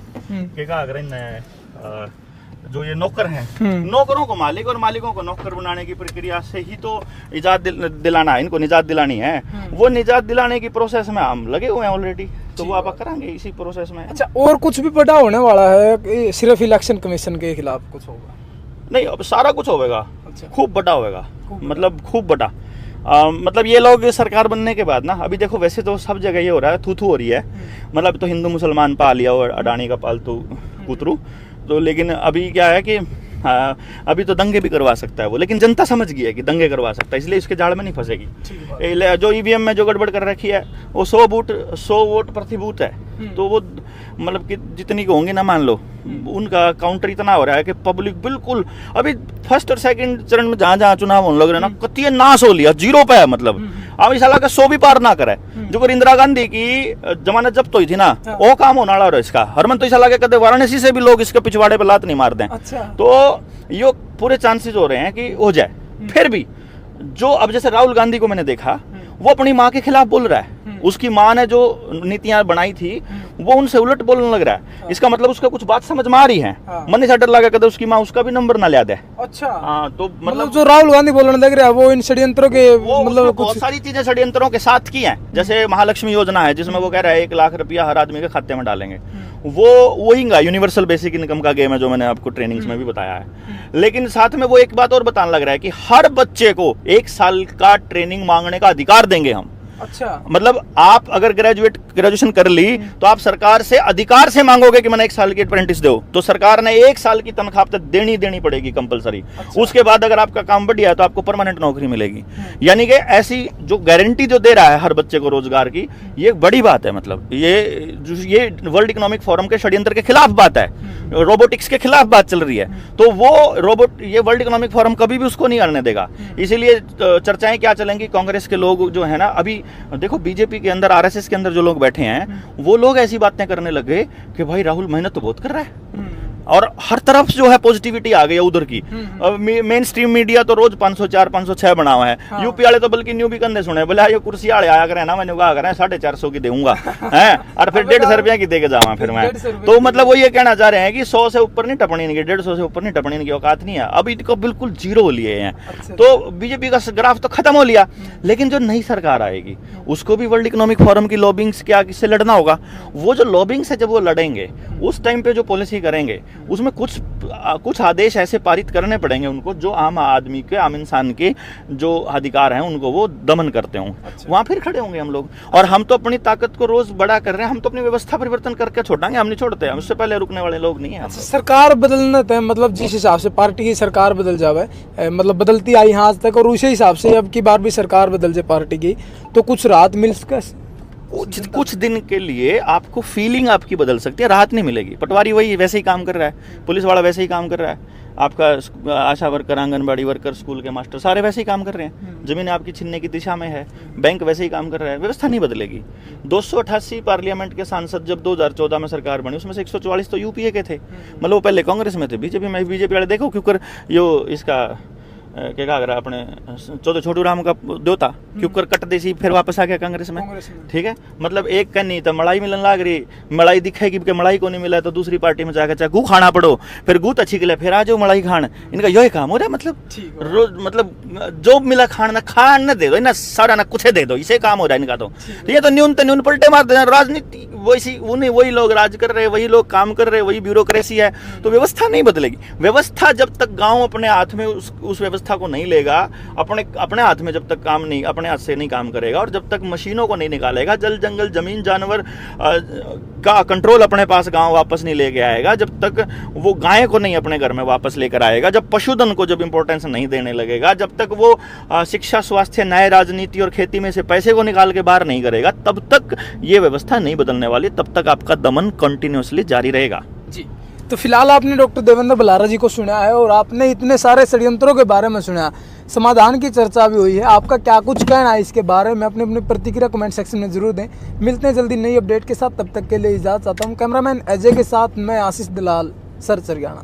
भाई सारे भाई ना राम राम भाई। फिलहाल मौजूद है डॉक्टर देवेंद्र बलारा के साथ में, जो कि स्पेशलिस्ट है ये बताने के कि भाई अपने जेब में जो नोट है, जो करेंसी, जो रुपया है, वो क्या है, वो असलियत में रुपया है या फिर नकली पर्ची है या फिर क्या है, वो मैटर के सारी की सारी बात जो है आप तक बताने की हमने कोशिश भी करी है। चैनल पर हमने वीडियो भी चलाई, आपके लगातार फोन भी आए हैं कि भाई सारी की सारी बात हमने समझाओ। एक बार दोबारा जो है अच्छे तरीके से पूछ लेंगे। डॉक्टर साहब नमस्कार। राम राम भाई जी, राम राम जी। पब्लिक जानना चाह रही है, जो आप ये दावा करो हो कि जो पब्लिक के जेब में है जितने भी 500 के, 200 के, 100 के, 50 के, 1000 के, 2000 के नोट हैं, ये सब नकली हैं, क्या ये सच्चाई है? देखो ये असल में क्या है, इनको आप रुपया सोचते हो, ये रुपया नहीं है, ये रुपये का प्रोमिसरी नोट है जो गवर्नर ने दे रखा है। गवर्नर ने ये कहा कि भाई आप की मतलब आप जो पैसा जमा होता है आपका हमारे पास, वो आप जब चाहो ले सकते हो, और उस पर लिख देते हैं ये कि मैं धारक को इतने रुपए देने का वचन देता हूँ। अब आप ये सोचो कि रुपया क्या होता है। रुपया हुआ है असल में किसी चीज का मोल चेक करने का एक मापक, कि यह चीज कितना मोल है इसका। हाँ। पहले क्या होता था, पहले सामान के बदले सामान लिया करते थे और दिया करते थे। कई बार उसमें जो सियाना मानस था वो क्या करा करता, सियाना के चालू का मांगा उसने, बेईमान आदमी, वो क्या करा करता, थोड़ी मेहनत की चीज ने ऐसी चीज के साथ बदल लिया करता जिसमें ज्यादा मेहनत लगती हो। अब किसी ने तो 4 महीने मेहनत कर रहा कि सारे गुण बना रहे, किसी एक आदमी ने थोड़ी देर बैठ कर तो उसके बराबर वो मेहनत को कंपेयर करा करते। जैसे सोना महंगा है, क्या तो महंगा है क्योंकि उसने जमीन में तो निकालने में और उसको साफ करने में इतना जोर लगता है कि वो जोर जो है ना वो कोई मतलब उस कहीं किसान ज्यादा के कहीं value क्विंटल होगा। के बराबर है, तो इसलिए उसका मोल थोड़ा ज्यादा हो जाए ज्यादा जाता हो है। और फिर वो अक्षय भी नहीं होता उसका, मतलब वो कुछ जड़ता भी नहीं है, जैसे जंग लग जाए वैसा कोई काम भी नहीं होता। हाँ। अब जो उत्पादन है वो या तो खेत में होता है, हाँ। दाने में तो एक दाने में तो 100 दाने 1000 दाने ऐसा करके, बाजरा है गेहूं है उसका होता है। हाँ। और या उत्पादन होता है किसी माइनिंग में, हाँ। कोयला निकल गया, सोना निकल गया, लोहा निकल गया या कुछ और निकल गया। हाँ। अगर ये सब नहीं है हाँ। तो वो धन नहीं है। फैक्ट्री में ना जैसे हाँ। वो धन नहीं होता, उत्पादन नहीं होता। उत्पादन नहीं होता। फैक्ट्री में क्या होता है, लोहा पिघला के कोई और शेप दे देते हो, हाँ। तो उसमें सिर्फ सर्विस यूज होती है, बाकी उत्पादन कोई नहीं है उसमें। हाँ। जितना लोहा होगा उतने का ही सामान होगा, हाँ। बाकी की प्लास्टिक का वो बाकी सब चीजें वो। हाँ। तो इस प्रकार से जितना भी उत्पादन होता है ना देश के अंदर, हाँ। उसको हम बोलते हैं ग्रोस प्रोडक्शन। Gross production. और अगर देश की बात हो रही हो तो ग्रोस डोमेस्टिक प्रोडक्शन, उसको जीडीपी ग्रोस डोमेस्टिक प्रोडक्शन। तो जीडीपी जितनी होगी उस देश के अंदर उतना ही नोट छपाता है, फिर हाँ। उतना ही मतलब प्रोडक्शन होगी। हाँ। अब वो धन है असली, हाँ। उस धन के बराबर आपको कुछ देंगे रखने के लिए। हाँ। अनाज तो सारा रख नहीं सकता ना किसान, हाँ। तो अनाज कहीं और स्टोर हो जाएगा और उसके बदले में वो आपको कुछ धन पकड़ा देंगे उस शॉर्ट नोट में, हाँ। कि जितना चाहिए अपना धन ले लिए। हाँ। क्योंकि उस रुपए के नोट के अंदर परचेजिंग पावर है, Purchasing वो power। वापस उसे चीज ने भी खरीद सके, वो वापस वो दूसरी चीज ने भी खरीद सके। हाँ। तो वो धन के बदले ही धन मिलेगा धन के आपको। बदले धन। तो ये धन नहीं है, धन लेने का एक प्रोमिसरी नोट है, और उसके ऊपर लिखा हुआ है कि मैं धारक को इतने रुपए अदा करने का वचन देता हूं। अगर जो गवर्नर वो रुपए देने से मना कर दे या वो दे ना पाए, हाँ। तो इसका मतलब नकली है वो। नकली है। तो एक बार जाके बैंक में और बैंक आ लेता है, न्यू को दे, अनपढ़ आदमी हो चाहे कोई, हाँ। चाहे कोई पढ़ा लिखा हो, हाँ। चाहे कोई किसाई हो, हाँ। बस बैंक में जाके एक बार न्यू कह दो उस मैनेजर है कि मैनेजर साहब, जो इस नोट के ऊपर वादा कर रखा है ना गवर्नर ने, हाँ। कि मुझे मैं धारक को 100 रुपए अदा करने हैं, मेरे 100 रुपए दे दे भाई। वो वो 100 वचन का है। वो तो वचन है ना, वचन है वो वचन तो पूरा करना पड़ेगा। हाँ। पहले वचन के नाम पे, क्योंकि वचन होया करता तो भाई साहब वचन प्राण जाए पर वचन ना जाए, वचन कहा ना करते प्राणों से भी बड़ी चीज होया करती। वचन, हाँ। तो जो प्राणों से भी बड़ी चीज वचन है, हाँ। वो वचन अगर गवर्नर ने दे रखा है, हाँ। वो वचन पूरा नहीं करता तो फ्रॉड है, कोई नहीं है। फ्रॉड है। अगर वचन पूरा करता हो तो असली है। हाँ। तो एक बार अपना रुपया ले जाओ, अगर गवर्नर उसके बदले तुमने रुपये का नोट ले जाओ, हाँ। बैंक नोट, रुपया नहीं है वो, बैंक नोट है, बैंक नोट। उस बैंक नोट को बैंक में ले जाओ और उस तनियों को मेरा यू रुपया दे दे। हम्म। अगर वो देंदा हो तो वो नोट असली है, और अगर वो ना देंदा हो तो वो नकली है। तो अपना नोट चेक करना हो हाँ। तो मैनेजर तक एप्लीकेशन लिख के दो, हाँ। साथ में नोट की फोटोकॉपी दो, हाँ। उस न्यू को यू नोट मेरे द्वारा पाओगा, चाहे मेरी अगली पीढ़ी पे पाओगा, तू जब देगा देंदी मैं घना संदूक में धरूं इस नोट ने। हाँ। मने इस नोट के बदले अपना रुपया चाहिए जो जमा है तेरे द्वारा रिजर्व बैंक में। रिजर्व बैंक में मेरा रुपया जमा होगा, उसके बदले नोट मिला हुआ है, ये रुपया नहीं है। और जो बैंक में जो डिजिट ट्रांसफर हुआ है, ये तो रुपया कती है को नहीं, ये तो कुछ है को नहीं, तो हाँ। इसलिए उस मोबाइल में जो पैसा दिखाई दे रहा है, हाँ। इसके बदले में आपकी असली पूंजी ले लाग रहे। हाँ। अब क्या करे यार, आपके समझ में नहीं आ रहा यारो। आप ये समझो, आपकी जमीन अनमोल है, अडानी अंबानी को आपकी जमीन चाहिए, आप अपने बड़का ने कहो जमीन में कुछ नहीं दे रहा, आपने कहोगे 5 करोड़ का किला, अरे ले 5 करोड़ की डिजिट लिख देंगे, उनका क्या जा रहा है यार, हाँ। वो तो गूगल पे में शो करने लग जाएगा। वो दिख रहा। और फिर लेकिन उसके बदले में तुमको नोट मिलेगा, रुपया नहीं मिलेगा। हाँ। उस नोट ने लेके जाओ, उसके बदले रुपया नहीं मिलता। अच्छा डॉक्टर साहब, भारत का 1 रुपया हाँ। रिजर्व बैंक के 6000 रुपया के बराबर है। 6000 रुपए बराबर। और जो आप जेब में लेके घूमते हो, ये तो है रिजर्व बैंक के रुपये, उनको ऊपर लिखा है भारत रिजर्व बैंक। हाँ। और भारत का 1 रुपया, 1 रुपये का नोट देखा कदे? हाँ, देखिए। उन्हें देखियो बोर्ड का, हाँ। उस पे भारत सरकार लिखा होता है, हाँ। इस पे भारत सरकार नहीं होता। वो नोट है भारत का 1 रुपया, जो तुम कमाओ हो ना, हाँ। वो भारत का रुपया कमाओ हो। रिजर्व बैंक ने तो धक्के दो, उसके बदले में रिजर्व बैंक के नोट छाप के दे दिए। 1-1 रुपये के नोट छापने रखने मुश्किल है, जाते 100 का एक नोट छाप दिया कि जिब चाहे ले लियो।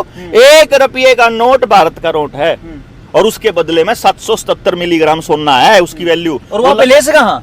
जब मर्जी अगर लिख रखा गवर्नर का, ये देख भारत सरकार लिख रहा है इसके ऊपर, ये देखो भाई। देखो भारत सरकार लिख रहा है भाई साहब। हाँ। और उस पे बाकी के नोटा पे भारत सरकार लिखने में इनका जोर पड़ा है।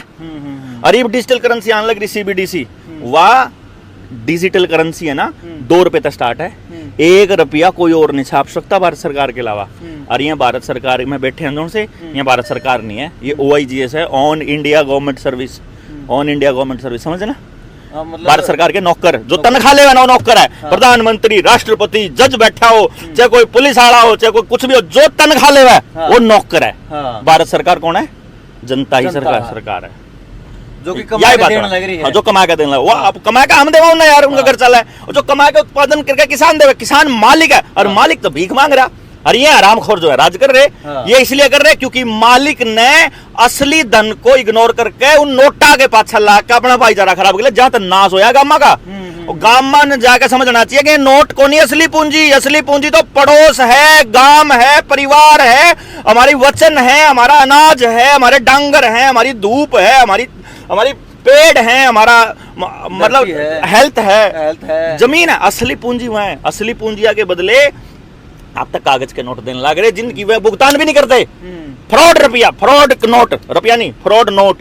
ये फ्रॉड नोट से बचो भाई, ये नहीं तो सब बर्बाद होने वाला है। ये ऑन कैमरा आप बोलने लग रहे हो, आपके ऊपर एफआईआर करवाएंगे, भारत की करेंसी को फ्रॉड बोलने लग रहे हो। भारत की करेंसी 1 रुपया, रुपया फ्रॉड नहीं है, बैंक नोट फ्रॉड है। बैंक नोट फ्रॉड है, जिसके ऊपर भारतीय रिजर्व बैंक लिखा हुआ है वो फ्रॉड है, प्योर फ्रॉड। कराओ एफआईआर, कराओ भाई यार। इस बात फ्रॉड है तो फिर भागेंगे। किसी और एफआईआर में लपेटेंगे यहाँ, किसी और एफआईआर में गलत, मतलब पुलिस जब फ्रेम करती है ना, कड़ी गाड़ी रोकी, चेकिंग लाग रही है, और इधर कई हीरोइन और कह देंगे ड्रग्स का व्यापार करा करता, कितने एक्सीडेंट में ठकवा देंगे, न्यू कर देंगे। ये न्यू को नहीं, इस बात पे एफआईआर को नहीं करा, इतने आरामी है ये भाई साहब।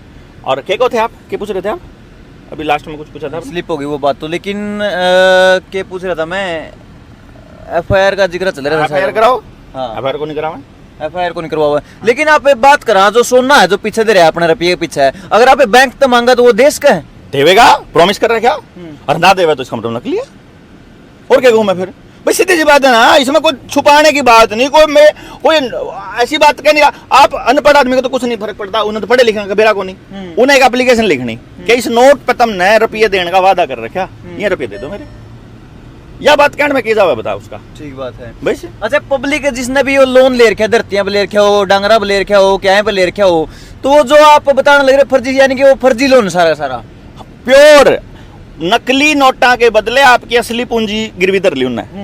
अब आपने जो मेहनत करी, आपने नकली नोट कमाए का असली की मेहनत करी है, आपने तो असली करी है, असली मेहनत करी तो भारत का रुपया कमाया। हाँ। भारत के रुपये की वैल्यू 770 मिलीग्राम है, हाँ। सोना। हाँ।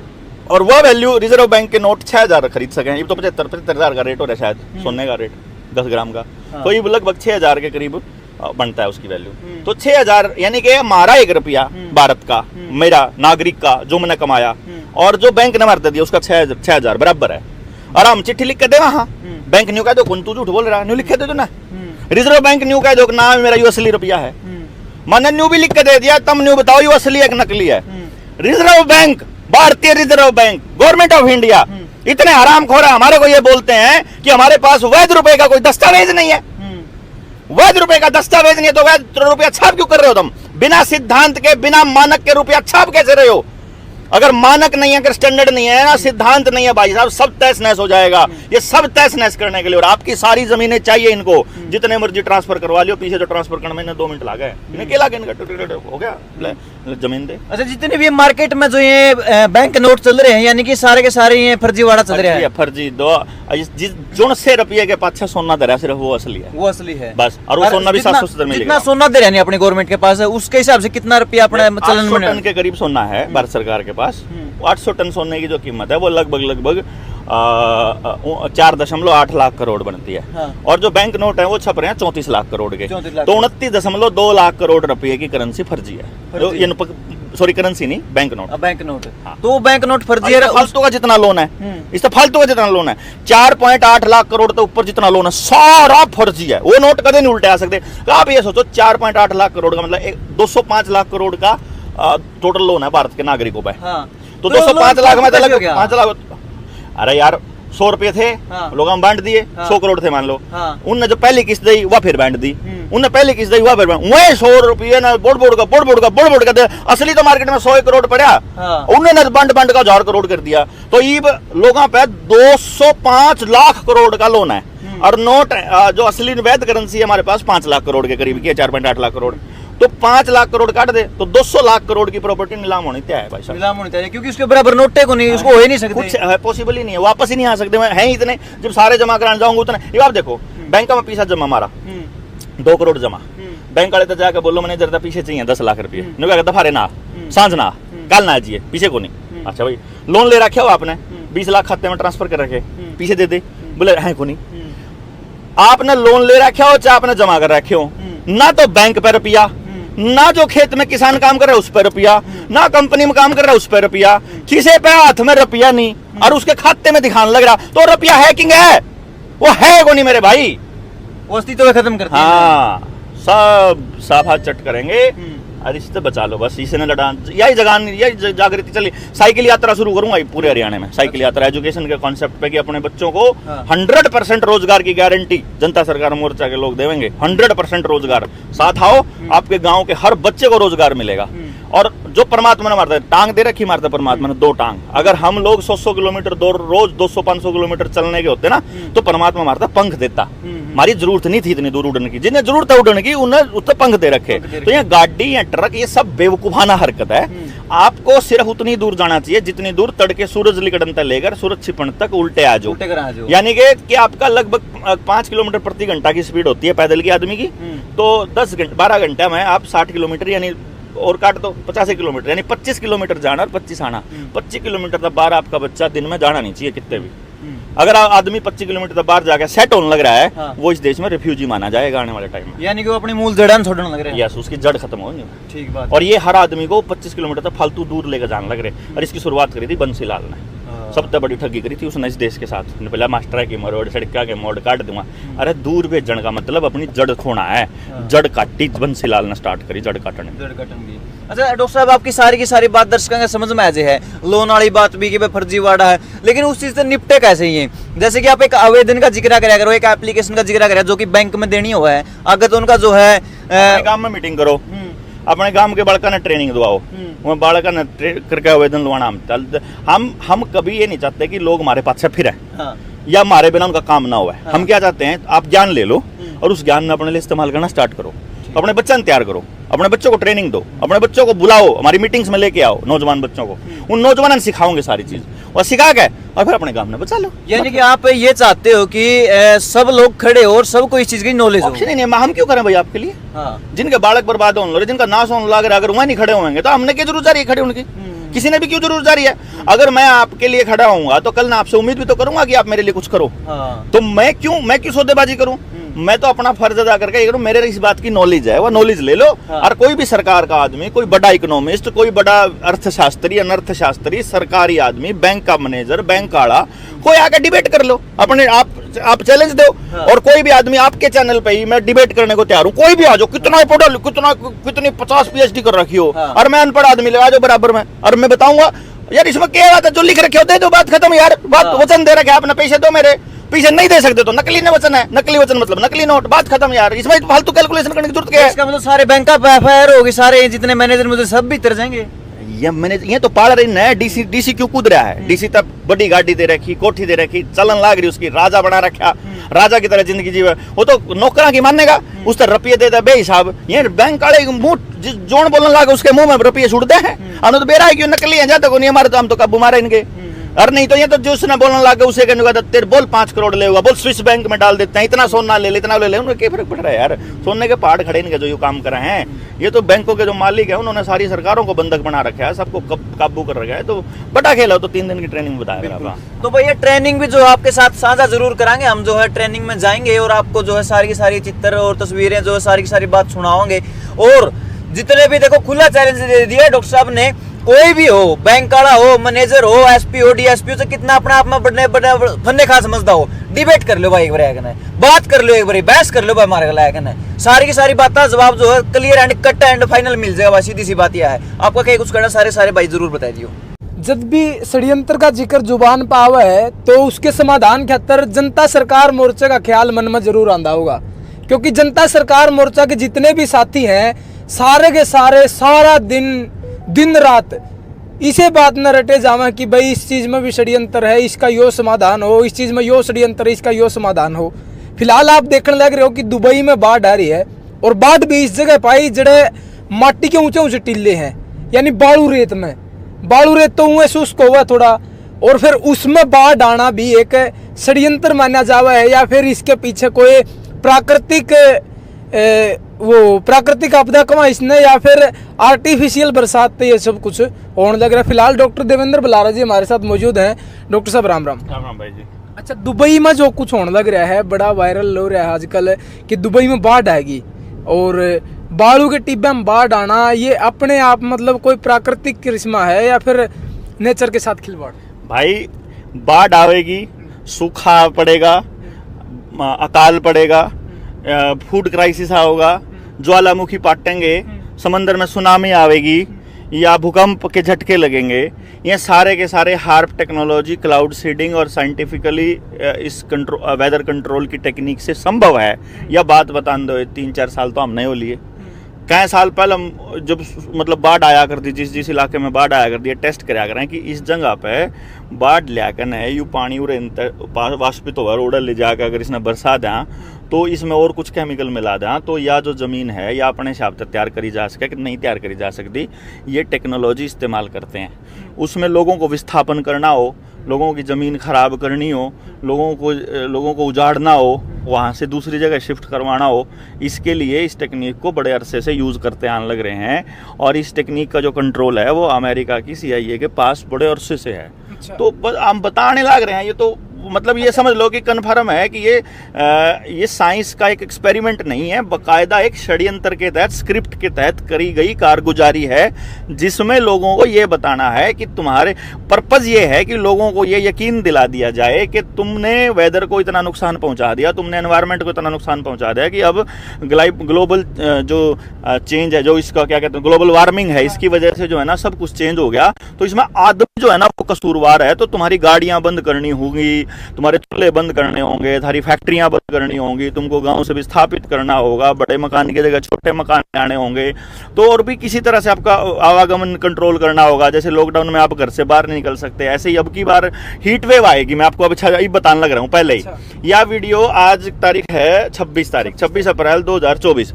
मैं आज बताने लग रहा हूँ कि इस साल में हीट वेव से बहुत से लोगों को ये टपकाने वाले हैं। अच्छा। मतलब सड़क के ऊपर चलते चलते आदमी मरेगा, ये नु कहेंगे हीट वेव तो मरा। अच्छा। फिर क्या करोगे आप? फिर ये नु कहोगे कि दिन में 12 बजे से लेकर 3 बजे तक घर से बाहर नहीं निकलना। अच्छा। ये ऐसी वो दे देंगे, इंस्ट्रक्शंस दे देंगे। तो शायद दुबई में पहले होता भी होगा ना, अभी तक नहीं हुआ केडी भी हो ईब की बार, क्योंकि इन्होंने क्या करा था 2020 में जब लॉकडाउन लग रहा था, तो लॉकडाउन के दौरान हीट वेव के एक्सपेरिमेंट करे थे और 400 आदमी एक जगह मारे थे, 40 आदमी एक जगह मारे थे। और वो फिर हमारे को तो मालूम है क्योंकि अपन रिसर्च में कंटिन्यूसली रहते, तो अब हमारे एकदम समझ में आ जाए कि नेक्स्ट टारगेट यो है। मैंने टेस्ट करके देख लिया, मारने से मारने हो, पेड़े जलाने हो, पशु पड़े जलाने हो। तो हीट वेव जैसे आप देखो ना, आप छोटे होया कर दे तो क्या करा कर दे, एक लेंस लिया और कागज के ऊपर उसने कंसंट्रेट कर दे उस हीट ने, वो कागज जला दिया कर दे आप। तो ऊपर आसमान में हवा का, गैस का या कांच का 2 जहाज पकड़ के ना ऐसा लेंस नहीं ला सकते मैं।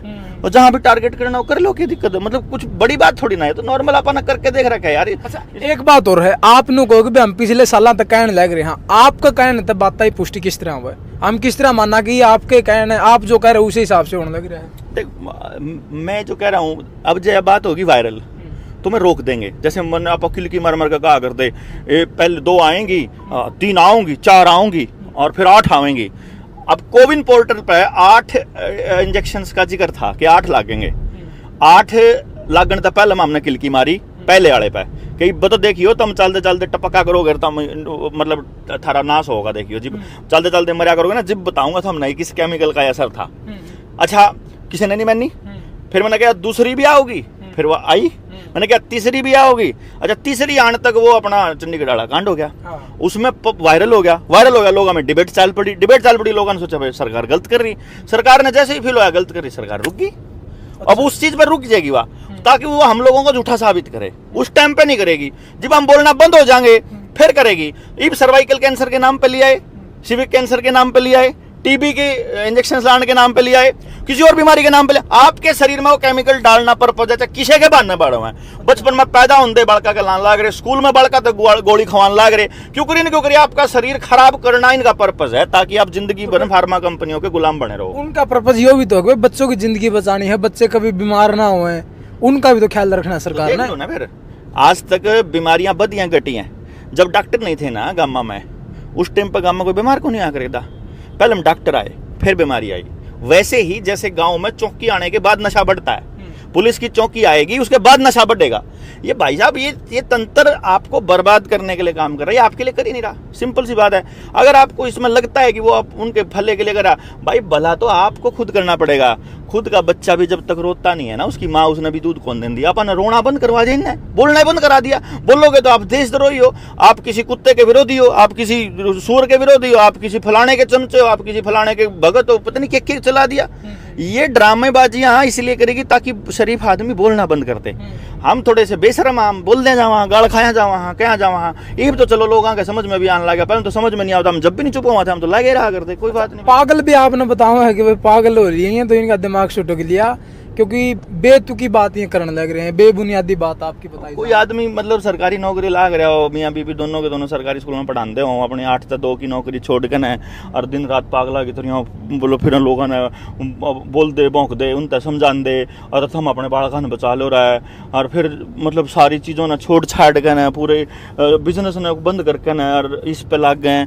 और फिर सारी चीज़ होने के बावजूद भी अगर दिन रात पागल हो फिर तो पागल है वो रिश्ते वो तो ठीक है। शाणे आदमी तो पीछे खा कर न अपना किसी का पार्टी की टिकट ले ले हैं, किसी फैक्ट्री कोई ठेका मिल जाए उसमें चुप हो जाए, तो मैं तो आपकी कोई इच्छा है कि चुनाव लड़ने की? चुनाव भी नजदीक है, अब मई में चुनाव होने वाला है, फिर आगे विधानसभा के चुनाव भी होंगे, कोई इच्छा है मन में? पता क्या है आशीष भाई, मेरा इलेक्शन मैनेजमेंट का काम रहा है। पहले मैंने हर पॉलिटिकल पार्टी के साथ लगभग काम कर रखा है। ये अपने आपने मुझे मुख्यमंत्री का है ना, ये तो अपना जो रहा है भाषण लिखवाया करते, ठीक है नहीं, तो ये छोड़ दो। एक विधानसभा जीतने के लिए ना 20 डेडिकेटेड लोगों की जरूरत होती है। मेरे पास तो हजारों की संख्या की टीम है। पार्लियामेंट का चुनाव करना मेरे लिए कोई बड़ी बात नहीं है, और सारे के सारे जानने लग रहे, तो अब तो कदे लड़ लेंगे, पिछले 2019 में भी लड़ लेंगे, इब के भी लड़ लेंगे, आगे भी लड़ लेंगे। हम तो यार हम तो कहवा ताकत जो है वो विधायक सांसद के पास नहीं होनी चाहिए, गांव वाले पे होनी चाहिए। हम तो कहवा वोटर के पास ताकत होनी चाहिए। वोटर को ताकत देने की लड़ाई लड़ने लग रहे हैं हम ताकत लेने की लड़ाई थोड़ी लड़ने लग रहे हैं यार। जनता ने ताकत देने की बात करा आप, तो जय तो पागल क्यों है? अच्छा, एक बात और है इसमें, मतलब कुछ तो मुद्दे तो होने चाहिए लोगों के बीच में जाने के लिए। आपके पास मुद्दे हैं वो बहुत बढ़िया हैं, तो इसमें संभावना ये भी बना कि भाई आप इन मुद्दों को लेकर आगे अपनी पॉलिटिक्स पिच तैयार कर रहे हो।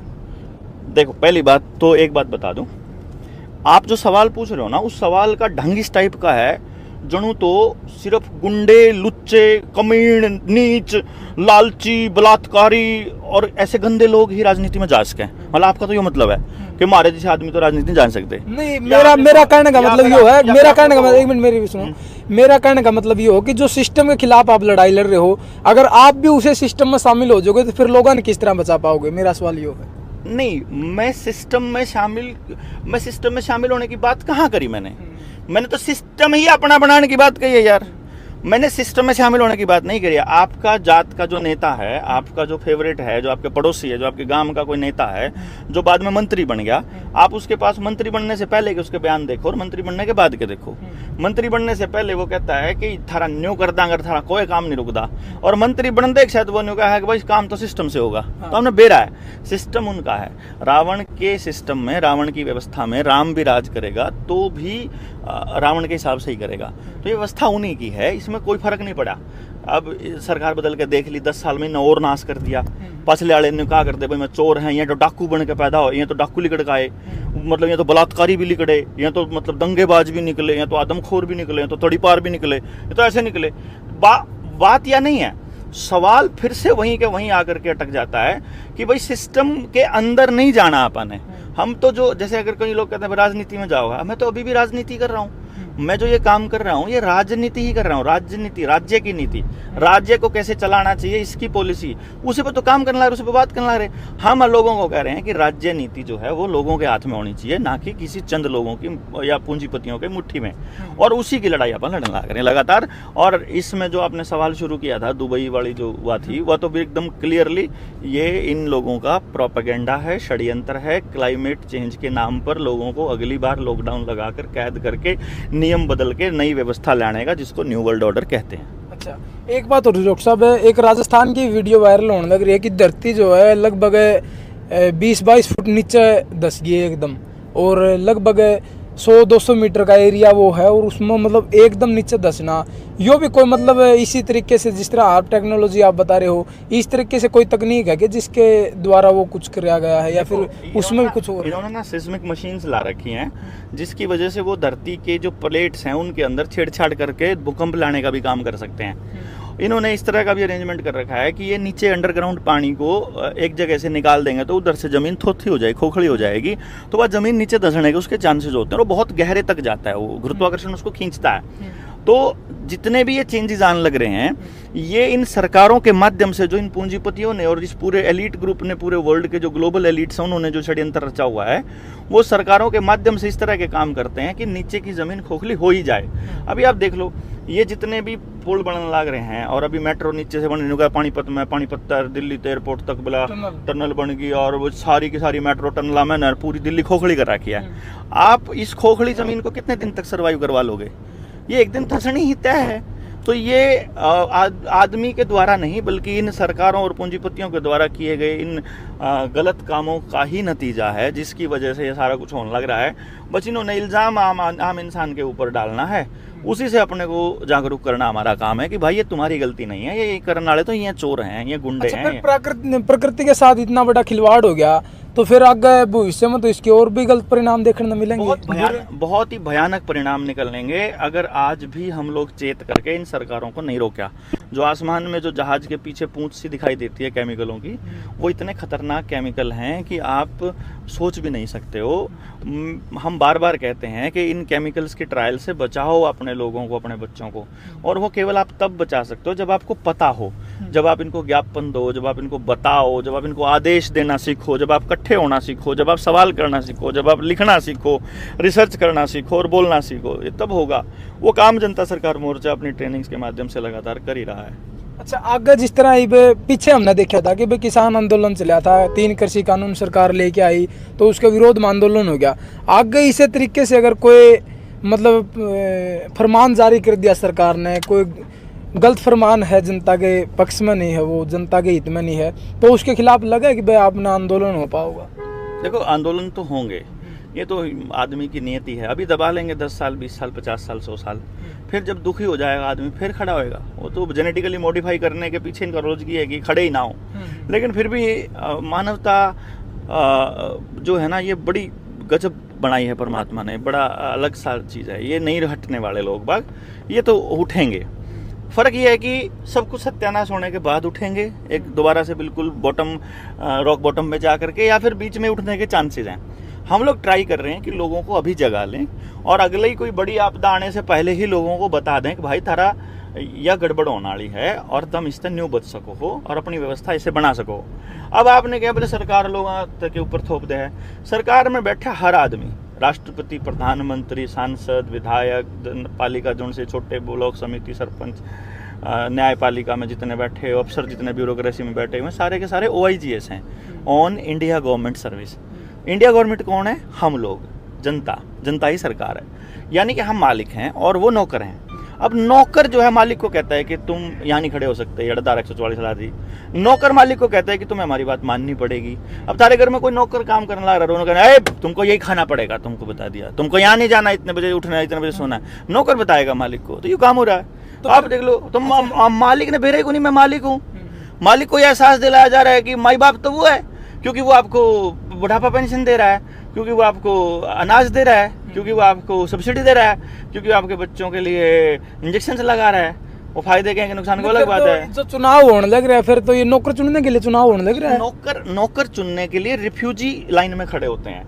जो मालिक है वो कभी भी नौकर को चुनता नहीं है, सेलेक्ट करता है। ये होगा भाई हमारा नौकर ना, वो नौकर की सिलेक्शन होती है, इलेक्शन नहीं होता। इलेक्शन करते हैं, वोट डालता है रिफ्यूजी, मालिक कभी भी वोट नहीं डालता है। तो जिस भी आदमी का वोटर कार्ड बना है वो इस धरती का मालिक नहीं है भाई साहब। अगर आप एक चीज देखो, अगर वोट डालने से परिस्थितियां बदलती और लोगों के हालात सुधरते तो सरकार कभी वोट ना डालने देती आपको। उन्होंने तो नाश करना है, नाश करने की चीज की एडवर्टाइजमेंट नहीं करते। वह तो एडवर्टाइजमेंट नाश करने की करेंगे, जिसमें फायदा होगा उसकी एडवर्टाइजमेंट थोड़ी करेंगे। वो आपको सच नहीं बताएंगे। वो आप देखिए, वैक्सीन कंपनियों ने मतलब अपनी वेबसाइट के ऊपर सारी डिटेल डाल दी, लेकिन वो डिटेल जनता को नहीं बताई उन्होंने। है ना। अब जिस चीज का कुछ होया मान लो, उसका पता ही कौन था, लेकिन सरकार ने सुप्रीम कोर्ट में नहीं कह दिया जी, हमने तो सब पब्लिक डोमेन में बता रखा था। यो मतलब खेल इतना बड़ा चलता है। तो अब एडवर्टाइजमेंट किसकी होगी? दारू की होगी, सिगरेट की होगी, कोका कोला की होगी, टॉयलेट क्लीनर की मतलब है, कॉकरोच वाली चॉकलेट्स की होगी, गुड़ की थोड़ी होगी। मतलब जब कंपनी में जिस चीज का औद्योगिकरण किया जा सकता है, इंडस्ट्रियलाइजेशन की जा सकती है, उसकी होगी एडवर्टाइजमेंट। एडवर्टाइजमेंट उसकी नहीं होगी। तो जिस बंदे को बाजार में बेचना होगा तब एडवर्टाइजमेंट होगी वोटिंग की। पहले गांव का आदमी वोट नहीं करता था, तो गांव में पुलिस बढ़ के दिखा दो, ये वोट करने लग रहे हो, यानी आप रिफ्यूजी, आप खुद स्वीकार कर रहे हो कि मैं रिफ्यूजी हूं। मालिक कभी वोट नहीं करता है। और आपको मैं जनता सरकार मोर्चा के बहुत सारे साथी अब की बार अपनी उस पावर का इस्तेमाल करते हुए हम इलेक्शन कमीशन को हम लोग चिट्ठी लिखने वाले हैं कि हम मालिक हैं और मैं अपनी इस अधिकार का पालन करते हुए मैं अपनी तरफ से तुमको कोई नियम बनाने का कंसेंट नहीं देता हूं, और मेरी तरफ से कोई नियम मत बनाना मेरे से पूछे बिना। तो अभी होगा ये सारा कुछ हम करने वाले हैं। अच्छा, मतलब ऐसा कुछ देखा जाएगा आपकी बार के जनता सरकार मोर्चा कुछ बड़ा करने वाला है एक बार? हाँ सर मैं करेगा भाई, बड़ा करेगा। मैं कह रहा हूँ इतना बड़ा करेगा कि आप सरकारों को ये बताएगा कि भाई तुम मालिक तुम हो नहीं हो, मालिक तो हम हैं। जो अगर पब्लिक को ये पता होना जरूरी है, जनता को ये पता होना जरूरी है कि वो मालिक है। और अब यहाँ पर इन लोगों ने ऐसा यकीन दिला दिया कि मालिक तो जो है ना वह है जो ये नौकर हैं, नौकरों को मालिक और मालिकों को नौकर बनाने की प्रक्रिया से ही तो इजाद दिलाना है, इनको निजात दिलानी है। वो निजात दिलाने की प्रोसेस में हम लगे हुए हैं ऑलरेडी, तो वो आप करांगे इसी प्रोसेस में। अच्छा, और कुछ भी बड़ा होने वाला है? सिर्फ इलेक्शन कमीशन के खिलाफ कुछ होगा? नहीं, अब सारा कुछ होगा। अच्छा। खूब बड़ा होगा, मतलब खूब बड़ा। मतलब ये लोग सरकार बनने के बाद ना, अभी देखो वैसे तो सब जगह ये हो रहा है, थू थू हो रही है, मतलब तो हिंदू मुसलमान पा लिया और अडानी का पालतू कुतरू। तो लेकिन अभी क्या है कि अभी तो दंगे भी करवा सकता है वो, लेकिन जनता समझ गई है कि दंगे करवा सकता है, इसलिए इसके जाल में नहीं फंसेगी। जो ईवीएम में जो गड़बड़ कर रखी है वो 100 वोट प्रति बूथ है, तो वो मतलब कि जितनी को होंगे ना मान लो, उनका काउंटर इतना हो रहा है कि पब्लिक बिल्कुल अभी फर्स्ट और सेकंड चरण में जहां जहां चुनाव होने लग रहे ना, कतिये नाश हो लिया, 0 पे है। मतलब अब इस हाल का 100 भी पार ना करे। जो कर इंदिरा गांधी की जमानत जब्त हुई थी ना, वो काम होने वाला इसका। हरमन तो इस हाल के कदे वाराणसी से भी लोग इसके पिछवाड़े पे लात नहीं मार दें। अच्छा। तो ये पूरे चांसेस हो रहे हैं कि हो जाए। फिर भी जो अब जैसे राहुल गांधी को मैंने देखा, वो अपनी माँ के खिलाफ बोल रहा है। उसकी माँ ने जो नीतियां बनाई थी वो उनसे उलट बोलने लग रहा है। इसका मतलब उसका कुछ बात समझ में आ रही है। मन से डर लगा कहते उसकी माँ उसका भी नंबर ना लिया दे। अच्छा। हाँ, तो मतलब जो राहुल गांधी बोलने लग रहा है वो इन षड्यंत्रों के मतलब बहुत सारी चीजें षड्यंत्रों के साथ की हैं। जैसे महालक्ष्मी योजना है जिसमें वो कह रहा है 1 लाख रुपया हर आदमी के खाते में डालेंगे। वो वही यूनिवर्सल बेसिक इनकम का गेम है जो मैंने आपको ट्रेनिंग्स में भी बताया है। लेकिन साथ में वो एक बात और बताने लग रहा है कि हर बच्चे को 1 साल का ट्रेनिंग मांगने का अधिकार देंगे हम। अच्छा। मतलब आप अगर ग्रेजुएशन कर ली तो आप सरकार से अधिकार से मांगोगे कि मैंने 1 साल की अप्रेंटिस दो, तो सरकार ने 1 साल की तनख्वाह तक देनी पड़ेगी कंपलसरी। अच्छा। उसके बाद अगर आपका काम बढ़िया है तो आपको परमानेंट नौकरी मिलेगी। यानी कि ऐसी जो गारंटी जो दे रहा है हर बच्चे को रोजगार की, ये बड़ी बात है। मतलब ये वर्ल्ड इकोनॉमिक फोरम के षड्यंत्र के खिलाफ बात है, रोबोटिक्स के खिलाफ बात चल रही है। तो वो ये वर्ल्ड इकोनॉमिक फोरम कभी भी उसको नहीं करने देगा। इसीलिए चर्चाएं क्या चलेंगी, कांग्रेस के लोग जो है ना, अभी देखो बीजेपी के अंदर, आरएसएस के अंदर जो लोग बैठे हैं वो लोग ऐसी बातें करने लगे कि भाई राहुल मेहनत तो बहुत कर रहा है, और हर तरफ जो है पॉजिटिविटी आ गई है उधर की। मेन स्ट्रीम मीडिया तो रोज 504 506 बना हुआ है। हाँ। यूपी वाले तो बल्कि न्यू भी कंधे सुने, बोले ये कुर्सी वाले आया करे ना, मैंने कहा करें 450 की दूंगा है, और फिर 150 रुपया की दे के जावा फिर मैं। तो मतलब वो ये कहना चाह रहे हैं कि 100 से ऊपर नहीं टपनी इनकी, 150 से ऊपर नहीं टपनी इनकी औकात नहीं है। अब इनको बिल्कुल 0 लिए हैं। अच्छा। तो बीजेपी का ग्राफ तो खत्म हो लिया। लेकिन जो नई सरकार आएगी उसको भी वर्ल्ड इकोनॉमिक फोरम की लॉबिंग से लड़ना होगा। वो जो लॉबिंग से जब वो लड़ेंगे उस टाइम पे जो पॉलिसी करेंगे उसमें कुछ आदेश ऐसे पारित करने पड़ेंगे उनको जो आम आदमी के, आम इंसान के जो अधिकार हैं उनको वो दमन करते हों। अच्छा। वहां फिर खड़े होंगे हम लोग। और हम तो अपनी ताकत को रोज बड़ा कर रहे हैं, हम तो अपनी व्यवस्था परिवर्तन करके छोड़ेंगे, हम नहीं छोड़ते, हम उससे पहले रुकने वाले लोग नहीं है। अच्छा, सरकार बदलना तय, मतलब जिस हिसाब से पार्टी की सरकार बदल जावे, मतलब बदलती आई आज तक, और उसी हिसाब से अब की बार भी सरकार बदल जाए पार्टी की, तो कुछ राहत मिल सके? कुछ दिन के लिए आपको फीलिंग आपकी बदल सकती है, राहत नहीं मिलेगी। पटवारी वही वैसे ही काम कर रहा है, पुलिस वाला वैसे ही काम कर रहा है, आपका आशा वर्कर, आंगनबाड़ी वर्कर, स्कूल के मास्टर सारे वैसे ही काम कर रहे हैं, जमीन आपकी छीनने की दिशा में है, बैंक वैसे ही काम कर रहा है, व्यवस्था नहीं बदलेगी। 288 पार्लियामेंट के सांसद जब 2014 में सरकार बनी, उसमें से 144 तो यूपीए के थे, मतलब वो पहले कांग्रेस में थे, बीजेपी में। बीजेपी वाले देखो क्योंकि यो इसका क्या कहा अपने चौधरी छोटू राम का देवता क्योंकि कट देसी फिर वापस आ गया कांग्रेस में, ठीक है। मतलब एक कन्नी तो मलाई मिलन लाग रही, मलाई दिखेगी कि मलाई को नहीं मिला तो दूसरी पार्टी में जाकर चाहे गू खाना पड़ो, फिर गू अच्छी के लिए फिर आ जाओ मलाई खान। इनका यही काम हो रहा है, मतलब रोज मतलब जो मिला खाना खान न दे दो, ना सारा ना कुछ दे दो, इसे काम हो रहा है इनका। तो ये तो न्यून पलटे मार दे, राजनीति वैसी उन्हें वही लोग राज कर रहे, वही लोग काम कर रहे, वही ब्यूरोक्रेसी है, तो व्यवस्था नहीं बदलेगी। व्यवस्था जब तक गाँव अपने हाथ में उस व्यवस्था को नहीं लेगा, अपने हाथ में जब तक काम नहीं, अपने हाथ से नहीं काम करेगा, और जब तक मशीनों को नहीं निकालेगा, जल जंगल जमीन जानवर का कंट्रोल अपने पास गांव वापस नहीं लेके आएगा, जब तक वो गाय को नहीं अपने घर में वापस लेकर आएगा, जब पशुधन को जब इंपॉर्टेंस नहीं देने लगेगा, जब तक वो शिक्षा, स्वास्थ्य, न्याय, राजनीति और खेती में से पैसे को निकाल के बाहर नहीं करेगा, तब तक ये व्यवस्था नहीं बदलने वाली, तब तक आपका दमन कंटिन्यूअसली जारी रहेगा। जी, तो फिलहाल आपने डॉक्टर देवेंद्र बलारा जी को सुना है और आपने इतने सारे षड्यंत्रों के बारे में सुना, समाधान की चर्चा भी हुई है। आपका क्या कुछ कहना है इसके बारे में? अपने अपने प्रतिक्रिया कमेंट सेक्शन में जरूर दें। मिलते हैं जल्दी नई अपडेट के साथ, तब तक के लिए इजाजत चाहता हूँ। कैमरामैन अजय के साथ मैं आशीष दलाल, सर हरियाणा। भाई सारे भाई ना राम राम भाई। फिलहाल मौजूद है डॉक्टर देवेंद्र बलारा के साथ में, जो कि स्पेशलिस्ट है ये बताने के कि भाई अपने जेब में जो नोट है, जो करेंसी है, जो रुपया है, वो क्या है, वो असलियत में रुपया है या फिर नकली पर्ची है या फिर क्या है, वो मैटर के सारी की सारी बात जो है आप तक बताने की हमने कोशिश भी करी है। चैनल पर हमने वीडियो भी चलाई, आपके लगातार फोन भी आए हैं कि भाई सारी की सारी बात हमने समझाओ, एक बार दोबारा जो है अच्छे तरीके से पूछ लेंगे। डॉक्टर साहब नमस्कार। राम राम भाई जी, राम राम जी। पब्लिक जानना चाह रही है, जो आप ये दावा करो हो कि जो पब्लिक के जेब में है जितने भी 500 के, 200 के, 100 के, 50 के, 1000 के, 2000 के नोट हैं, ये सब नकली हैं, क्या ये सच्चाई है? देखो ये असल में क्या है, इनको आप रुपया सोचते हो, ये रुपया नहीं है, ये रुपये का प्रोमिसरी नोट है जो गवर्नर ने दे रखा है। गवर्नर ने ये कहा कि भाई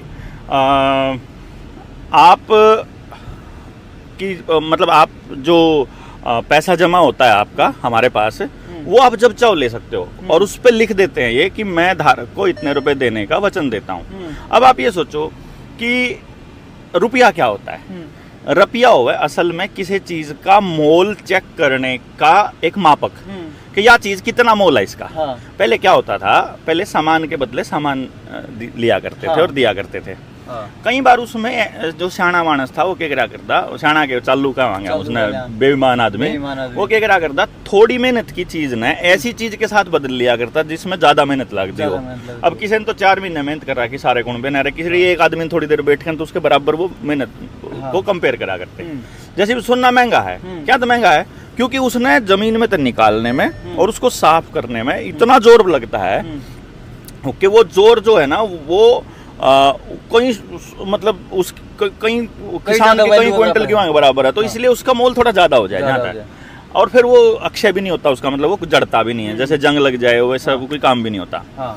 अब जो उत्पादन है वो या तो खेत में होता है, दाने में तो एक दाने में तो 100 दाने, 1000 दाने ऐसा करके, बाजरा है, गेहूं है, उसका होता है। और या उत्पादन होता है किसी माइनिंग में, कोयला निकल गया, सोना निकल गया, लोहा निकल गया या कुछ और निकल गया। अगर ये सब नहीं है तो वो धन नहीं है। फैक्ट्री में ना जैसे वो धन नहीं होता, उत्पादन नहीं होता। फैक्ट्री में क्या होता है, लोहा पिघला के कोई और शेप दे देते हो तो उसमें सिर्फ सर्विस यूज होती है, बाकी उत्पादन कोई नहीं है उसमें। जितना लोहा होगा उतने का ही सामान होगा, बाकी की प्लास्टिक का वो बाकी सब चीजें वो। तो इस प्रकार से जितना भी उत्पादन होता है ना देश के अंदर, उसको हम बोलते हैं ग्रोस प्रोडक्शन। और अगर देश की बात हो रही हो तो ग्रोस डोमेस्टिक प्रोडक्शन, उसको जीडीपी ग्रोस डोमेस्टिक प्रोडक्शन। तो जीडीपी जितनी होगी उस देश के अंदर उतना ही नोट छपाता है, फिर उतना ही मतलब प्रोडक्शन होगी, हाँ। अब वो धन है असली, हाँ। उस धन के बराबर आपको कुछ देंगे रखने के लिए। हाँ। अनाज तो सारा रख नहीं सकता ना किसान, हाँ। तो अनाज कहीं और स्टोर हो जाएगा और उसके बदले में वो आपको कुछ धन पकड़ा देंगे उस शॉर्ट नोट में, हाँ। कि जितना चाहिए अपना धन ले लिए, हाँ। क्योंकि उस रुपए के नोट के अंदर परचेजिंग पावर है, Purchasing वो power। वापस उसे चीज ने भी खरीद सके, वो वापस वो दूसरी चीज ने भी खरीद सके, हाँ। तो वो धन के बदले ही धन मिलेगा धन के आपको। बदले धन। तो ये धन नहीं है, धन लेने का एक प्रोमिसरी नोट है, और उसके ऊपर लिखा हुआ है कि मैं धारक को इतने रुपए अदा करने का वचन देता हूँ। अगर जो गवर्नर वो रुपए देने से मना कर दे या वो दे ना पाए, हाँ। तो इसका मतलब नकली है वो। नकली है। तो एक बार जाके बैंक में, और बैंक आ लेता है न्यू को दे, अनपढ़ आदमी हो चाहे कोई, हाँ। चाहे कोई पढ़ा लिखा हो, हाँ। चाहे कोई किसाई हो, हाँ। बस बैंक में जाके एक बार न्यू कह दो उस मैनेजर कि मैनेजर साहब, जो इस नोट के ऊपर वादा कर रखा है ना गवर्नर ने, हाँ। कि मुझे मैं धारक को 100 रुपए अदा करने हैं, मेरे 100 रुपए दे दे भाई। वो वो एक 100 वचन रुपए, है। वो तो वचन है ना, वचन हो वचन तो पूरा करना पड़ेगा। हाँ। पहले वचन के नाम पे, क्योंकि वचन होया करता तो भाई साहब, वचन प्राण जाए पर वचन ना जाए, वचन न्यू कहा ना करते, प्राणों से भी बड़ी चीज होया करती। वचन, हाँ। तो जो प्राणों से भी बड़ी चीज वचन है, हाँ। वो वचन अगर गवर्नर ने दे रखा है, हाँ। वो वचन पूरा नहीं करता तो फ्रॉड है, कोई नहीं है। फ्रॉड है। अगर वचन पूरा करता हो तो असली है। हाँ। तो एक बार अपना रुपया ले जाओ, अगर गवर्नर उसके बदले तुमने रुपये का नोट ले जाओ, हाँ। बैंक नोट, रुपया नहीं है वो, बैंक हाँ, नोट है, बैंक नोट। उस बैंक नोट को बैंक में ले जाओ और उस तनु को मेरा यू रुपया दे दे। अगर वो देंदा हो तो वो नोट असली है, और अगर वो ना देंदा हो तो वो नकली है। तो अपना नोट चेक करना हो, हाँ। तो मैनेजर तक एप्लीकेशन लिख के दो, हाँ। साथ में नोट की फोटोकॉपी दो, हाँ। उस तनु को यू नोट मेरे द्वारा पाओगा, चाहे मेरी अगली पीढ़ी पे पाओगा, तू जब देगा देंदी, मैं घना संदूक में धरूं इस नोट ने। हाँ। मने इस नोट के बदले अपना रुपया चाहिए जो जमा है तेरे द्वारा रिजर्व बैंक में। रिजर्व बैंक में मेरा रुपया जमा होगा, उसके बदले नोट मिला हुआ है, ये रुपया नहीं है। और जो बैंक में जो डिजिट ट्रांसफर हुआ है, ये तो रुपया कतिये को नहीं, ये तो कुछ है को नहीं, हो तो हाँ। इसलिए उस मोबाइल में जो पैसा दिखाई दे रहा है, हाँ। इसके बदले में आपकी असली पूंजी ले लाग रहे। हाँ। अब क्या करे यार, आपके समझ में नहीं आ रहा यारो। आप ये समझो, आपकी जमीन अनमोल है, अडानी अंबानी को आपकी जमीन चाहिए, आप अपने बड़का ने कहो जमीन में कुछ नहीं दे रहा, आपने कहोगे 5 करोड़ का किला, अरे ले 5 करोड़ की डिजिट लिख देंगे, उनका क्या जा रहा है यार, हाँ। वो तो गूगल पे में शो करने लग जाएगा। वो दिख रहा। और फिर लेकिन उसके बदले में तुमको नोट मिलेगा, रुपया नहीं मिलेगा। हाँ। उस नोट ने लेके जाओ, उसके बदले रुपया नहीं मिलता। अच्छा डॉक्टर साहब, भारत का 1 रुपया हाँ, रिजर्व बैंक के 6000 रुपया के बराबर है। 6000 रुपए बराबर। और जो आप जेब में लेके घूमते हो, ये तो है रिजर्व बैंक के रुपये, उनके ऊपर लिखा है भारत रिजर्व बैंक। हाँ। और भारत का 1 रुपया, 1 रुपये का नोट देखा कदे? हाँ, देखिए उन्हें है। देखियो बोर्ड का, हाँ। उस पे भारत सरकार लिखा होता है, हाँ। इस पे भारत सरकार नहीं होता। वो नोट है भारत का 1 रुपया, जो तुम कमाओ हो ना, हाँ। वो भारत का रुपया कमाओ हो। रिजर्व बैंक ने तो धरते धक्के था, उसके बदले में रिजर्व बैंक के नोट छाप के दे दिए। 1-1 रुपये के नोट छापने रखने मुश्किल है, जा तो 100 का एक नोट छाप दिया कि जिब चाहे ले लियो। 1 रुपये का नोट भारत का नोट है, और उसके बदले में 777 मिलीग्राम सोना है उसकी वैल्यू। और वहाँ पे ले से कहाँ? जब मर्जी अगर लिख रखा गवर्नर का, ये देख भारत सरकार लिख रहा है इसके ऊपर, ये देखो भाई। देखो भारत सरकार लिख रहा है भाई साहब। हाँ। और उस पे बाकी के नोटा पे भारत सरकार लिखने में इनका जोर पड़ा है। और ये डिजिटल करेंसी आने लग रही, CBDC, वाह डिजिटल करेंसी है ना, 2 रुपए तक स्टार्ट है। 1 रुपया कोई और नहीं छाप सकता भारत सरकार के अलावा। और ये भारत सरकार में बैठे हैं से, ये भारत सरकार नहीं है, ये OIGS है, on India government service, on India government service, समझे ना। मतलब भारत सरकार के नौकर जो तनख्वाह लेगा ना, वो नौकर है। प्रधानमंत्री, राष्ट्रपति, जज बैठा हो, चाहे कोई पुलिस आला हो, चाहे कोई कुछ भी हो, जो तनख्वाह लेगा वो नौकर है। हाँ। भारत सरकार कौन है? जनता ही जनता। सरकार है, जो कि यही कमा के बात देने है। लग रही है। हाँ, जो कमा के देने लगा, वो आप कमा के हम देवा ना यार, उनका घर चला है। और जो कमा के उत्पादन करके किसान देवे, किसान मालिक है, और मालिक तो भीख मांग रहा।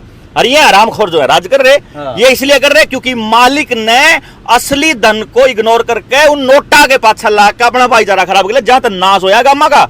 गामा ने जाके समझना चाहिए कि नोट को नहीं असली पूंजी, असली पूंजी तो पड़ोस है, गांव है, परिवार है, हमारी वचन है, हमारा अनाज है, हमारे डांगर है, हमारी धूप है, हमारी पेड़ है, हमारा मतलब हेल्थ है, जमीन है। असली पूंजी वह है। असली पूंजिया के बदले आप तक कागज के नोट देने लग रहे, जिनकी वे भुगतान भी नहीं करते।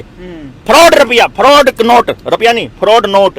ये फ्रॉड नोट से बचो भाई, ये नहीं तो सब बर्बाद होने वाला है। ये ऑन कैमरा आप बोलने लग रहे हो, आपके ऊपर FIR करवाएंगे, भारत की करेंसी को फ्रॉड बोलने लग रहे हो। भारत की करेंसी 1 रुपया, रुपया फ्रॉड नहीं है, बैंक नोट फ्रॉड है। बैंक नोट फ्रॉड है, जिसके ऊपर भारतीय रिजर्व बैंक लिखा हुआ है वो फ्रॉड है, प्योर फ्रॉड। कराओ FIR, कराओ FIR इस बात पे ना। फ्रॉड है तो फिर ये भागेंगे। किसी और FIR में लपेटेंगे यहाँ, किसी और FIR में गलत, मतलब पुलिस जब फ्रेम करती है ना, कड़ी गाड़ी रोकी, चेकिंग लाग रही है और इधर कई हीरोइन और न्यू कह देंगे ड्रग्स का व्यापार करा करता, कितने एक्सीडेंट में ठकवा देंगे, न्यू कर देंगे। ये न्यू को नहीं, इस बात पे FIR को नहीं करा, इतने हरामी है ये भाई साहब। और क्या को थे आप, क्या पूछ रहे थे आप अभी लास्ट में? कुछ पूछा था, स्लिप हो गई वो बात तो, लेकिन क्या पूछ रहा था मैं, FIR का जिक्र चल रहा था। FIR कराओ। हाँ। FIR को नहीं करावा, FIR को नहीं करवा हुआ। लेकिन आप एक बात करा, जो सोना है जो पीछे दे रहा है अपने रुपये के पीछे है, अगर आप बैंक तो मांगा तो वो देश का है, देवेगा, प्रॉमिस कर रहा है क्या? और ना देवे तो इसका मतलब नकली है। और क्या कहूँ मैं फिर भाई, सीधी सी बात है ना, इसमें कोई छुपाने की बात नहीं, कोई ऐसी बात कह नहीं रहा। आप अनपढ़ आदमी को तो कुछ नहीं फर्क पड़ता, उन्हें तो पढ़े लिखने का बेरा को नहीं, उन्हें एक एप्लीकेशन लिखनी कि इस नोट पे तुमने रुपये देने का वादा कर रखा, ये रुपये दे दो मेरे, या बात कहने में की जावे बताओ उसका। ठीक बात है वैसे अच्छा, पब्लिक जिसने भी वो लोन ले रखा है, धरतियां पे ले रखा हो, डांगरा पे ले रखा हो, क्या पे ले रखा हो, तो वो जो आप बताने लग रहे फर्जी, यानी कि वो फर्जी लोन सारा प्योर नकली नोटा के बदले आपकी असली पूंजी गिरवी धर ली उन्हें। अब आपने जो मेहनत करी, आपने नकली नोट कमाए का असली की मेहनत करी, आपने तो असली करी है, असली मेहनत करी तो भारत का रुपया कमाया। हाँ। भारत के रुपये की वैल्यू 770 मिलीग्राम है। हाँ। सोना। हाँ। और वो वैल्यू रिजर्व बैंक के नोट 6000 खरीद सके, ये तो 75,000 का रेट हो रहा है शायद, सोने का रेट 10 ग्राम का। हाँ। तो ये लगभग 6000 के करीब बनता है उसकी वैल्यू। तो 6000 यानी कि हमारा 1 रुपया भारत का, मेरा नागरिक का जो मैंने कमाया, और जो बैंक ने मारते दिया उसका 6000 बराबर है। और हम चिट्ठी लिख के दे वहां, बैंक न्यू कह दो कौन तू झूठ बोल रहा, न्यू लिख के दे दो ना, रिजर्व बैंक न्यू कह दो ना मेरा यू असली रुपया है, मैंने न्यू भी लिख के दे दिया, तुम न्यू बताओ यू असली है कि नकली है। रिजर्व बैंक, भारतीय reserve bank, government of India इतने हरामखोर है, हमारे को ये बोलते हैं कि हमारे पास वैध रुपए का कोई दस्तावेज नहीं है। वैध रुपए का दस्तावेज नहीं है तो वैध रुपया छाप क्यों कर रहे हो तुम? बिना सिद्धांत के, बिना मानक के रुपया छाप कैसे रहे हो? अगर मानक नहीं है, अगर स्टैंडर्ड नहीं है ना, सिद्धांत नहीं है भाई साहब, सब तहस नहस हो जाएगा। ये सब तहस नहस करने के लिए, और आपकी सारी जमीनें चाहिए इनको, जितने मर्जी ट्रांसफर करवा लियो, पीछे तो ट्रांसफर करने में 2 मिनट लगा है, इन्हें क्या लगे, इनका हो गया, जमीन दे। अच्छा, जितने भी मार्केट में जो ये बैंक नोट चल रहे हैं, यानी कि सारे के सारे ये फर्जीवाड़ा चल रहा है, फर्जी दो जो से रुपये के पाछे सोना दे रहा है, सिर्फ वो असली है, वो असली है बस। और वो सोना भी 770 मिलेगा। जितना सोना दे रहे हैं अपनी गवर्नमेंट के पास है, उसके हिसाब से कितना रुपया अपने चलन 800 टन के करीब सोना है भारत सरकार के पास। 800 टन सोने की जो कीमत है वो लगभग 4.8 लाख करोड़ बनती है। हाँ। और जो बैंक नोट है वो छप रहे हैं 34 लाख करोड़ के, 34 लाख। तो 29.2 लाख करोड़ रुपए की करेंसी फर्जी है। सॉरी, करेंसी नहीं, बैंक नोट। बैंक नोट हाँ। तो बैंक नोट फर्जी है। फालतू का जितना लोन है, इस फालतू का जितना लोन है, 4.8 लाख करोड़ के ऊपर जितना लोन है सारा फर्जी है। वो नोट कदे नहीं उल्टे आ सकते। आप ये सोचो 4.8 लाख करोड़ का मतलब 205 लाख करोड़ का टोटल लोन है भारत के नागरिकों पर। हाँ। तो 205 लाख में 5 लाख, अरे यार 100 रुपए थे, हाँ। लोग हम बांट दिए, हाँ। 100 करोड़ थे मान लो, हाँ। उनने जो पहली किस्त दी वह फिर बांट दी, उनने पहली किस्त दी वह फिर बांट, वही 100 रुपये ना बोर्ड का दे, असली तो मार्केट में 100 करोड़ पड़ा, हाँ। उन्होंने बांट का 1000 करोड़ कर दिया। तो ये लोगों पे 205 लाख करोड़ का लोन है, और नोट जो असली वैध करेंसी है हमारे पास 5 लाख करोड़ के करीब की है, 4.8 लाख करोड़। तो 5 लाख करोड़ काट दे तो 200 लाख करोड़ की प्रॉपर्टी नीलाम होनी तय है भाई साहब। नीलाम होनी चाहिए, क्योंकि उसके बराबर नोटे को नहीं, उसको हो ही नहीं सकते, कुछ है पॉसिबल ही नहीं है, वापस ही नहीं आ सकते हैं इतने। जब सारे जमा कराने जाऊंगा उतने, ये आप देखो बैंक में पैसा जमा हमारा 2 करोड़ जमा, बैंक वाले तो जाकर बोलो मैनेजर पीछे चाहिए 10 लाख रुपये, दफारे ना सांझ ना कल ना आजिए, पीछे को नहीं। अच्छा भाई, लोन ले रखे हो आपने, 20 लाख खाते में ट्रांसफर कर रखे, पीछे दे दे, बोले है को नहीं। आपने लोन ले रखे हो चाहे आपने जमा कर रखे हो, ना तो बैंक पे रुपया, ना जो खेत में किसान काम कर रहा है उस पर रुपया, ना कंपनी में काम कर रहा है उस पर रुपया, किसी पे हाथ में रुपया नहीं, और उसके खाते में दिखाने लग रहा, तो रुपया हैकिंग है, वो है को नहीं मेरे भाई, वो अस्तित्व खत्म करती है। हाँ, सब साफा चट करेंगे, और इससे बचा लो बस, इसे न लड़ा, यही जगान, यही जागृति चली। साइकिल यात्रा शुरू करूंगा पूरे हरियाणा में, साइकिल यात्रा एजुकेशन के कॉन्सेप्ट पे कि अपने बच्चों को 100% रोजगार की गारंटी जनता सरकार मोर्चा के लोग देंगे, 100% रोजगार। साथ आओ, आपके गांव के हर बच्चे को रोजगार मिलेगा। और जो परमात्मा ने मारता है, टांग दे रखी मारता है परमात्मा ने 2 टांग। अगर हम लोग 100 किलोमीटर रोज 200-500 किलोमीटर चलने के होते ना, तो परमात्मा मारता पंख देता। हमारी जरूरत नहीं थी इतनी दूर उड़ने की, जिन्हें जरूरत है उड़ने की उन्हें उससे पंख दे रखे। तो ये गाड़ी या ट्रक, ये सब बेवकूफाना हरकत है। आपको सिर्फ उतनी दूर जाना चाहिए जितनी दूर तड़के सूरज लिकड़न तक लेकर सूरज छिपन तक उल्टे आ जाओ। उल्टे कर आ जाओ। यानी कि आपका लगभग 5 किलोमीटर प्रति घंटा की स्पीड होती है पैदल की आदमी की, तो 12 घंटे में आप 60 किलोमीटर यानी और काट दो 85 किलोमीटर यानी 25 किलोमीटर जाना और 25 आना। 25 किलोमीटर तक बाहर आपका बच्चा दिन में जाना नहीं चाहिए कितने भी। अगर आदमी 25 किलोमीटर तक बाहर जाकर सेट होने लग रहा है, हाँ। वो इस देश में रिफ्यूजी माना जाएगा आने वाले टाइम में। यानी कि वो अपनी मूल जड़ें छोड़ने लग रहे हैं। यस, उसकी जड़ खत्म होगी। ठीक बात। और ये हर आदमी को 25 किलोमीटर तक फालतू दूर लेकर जाने लग रहे। और इसकी शुरुआत करी थी बंसीलाल ने, सबसे बड़ी ठगी करी थी उसने इस देश के साथ। पहले मास्टर की मरोड़ सड़का के मोड़ काट दूंगा। अरे दूर भेजने का मतलब अपनी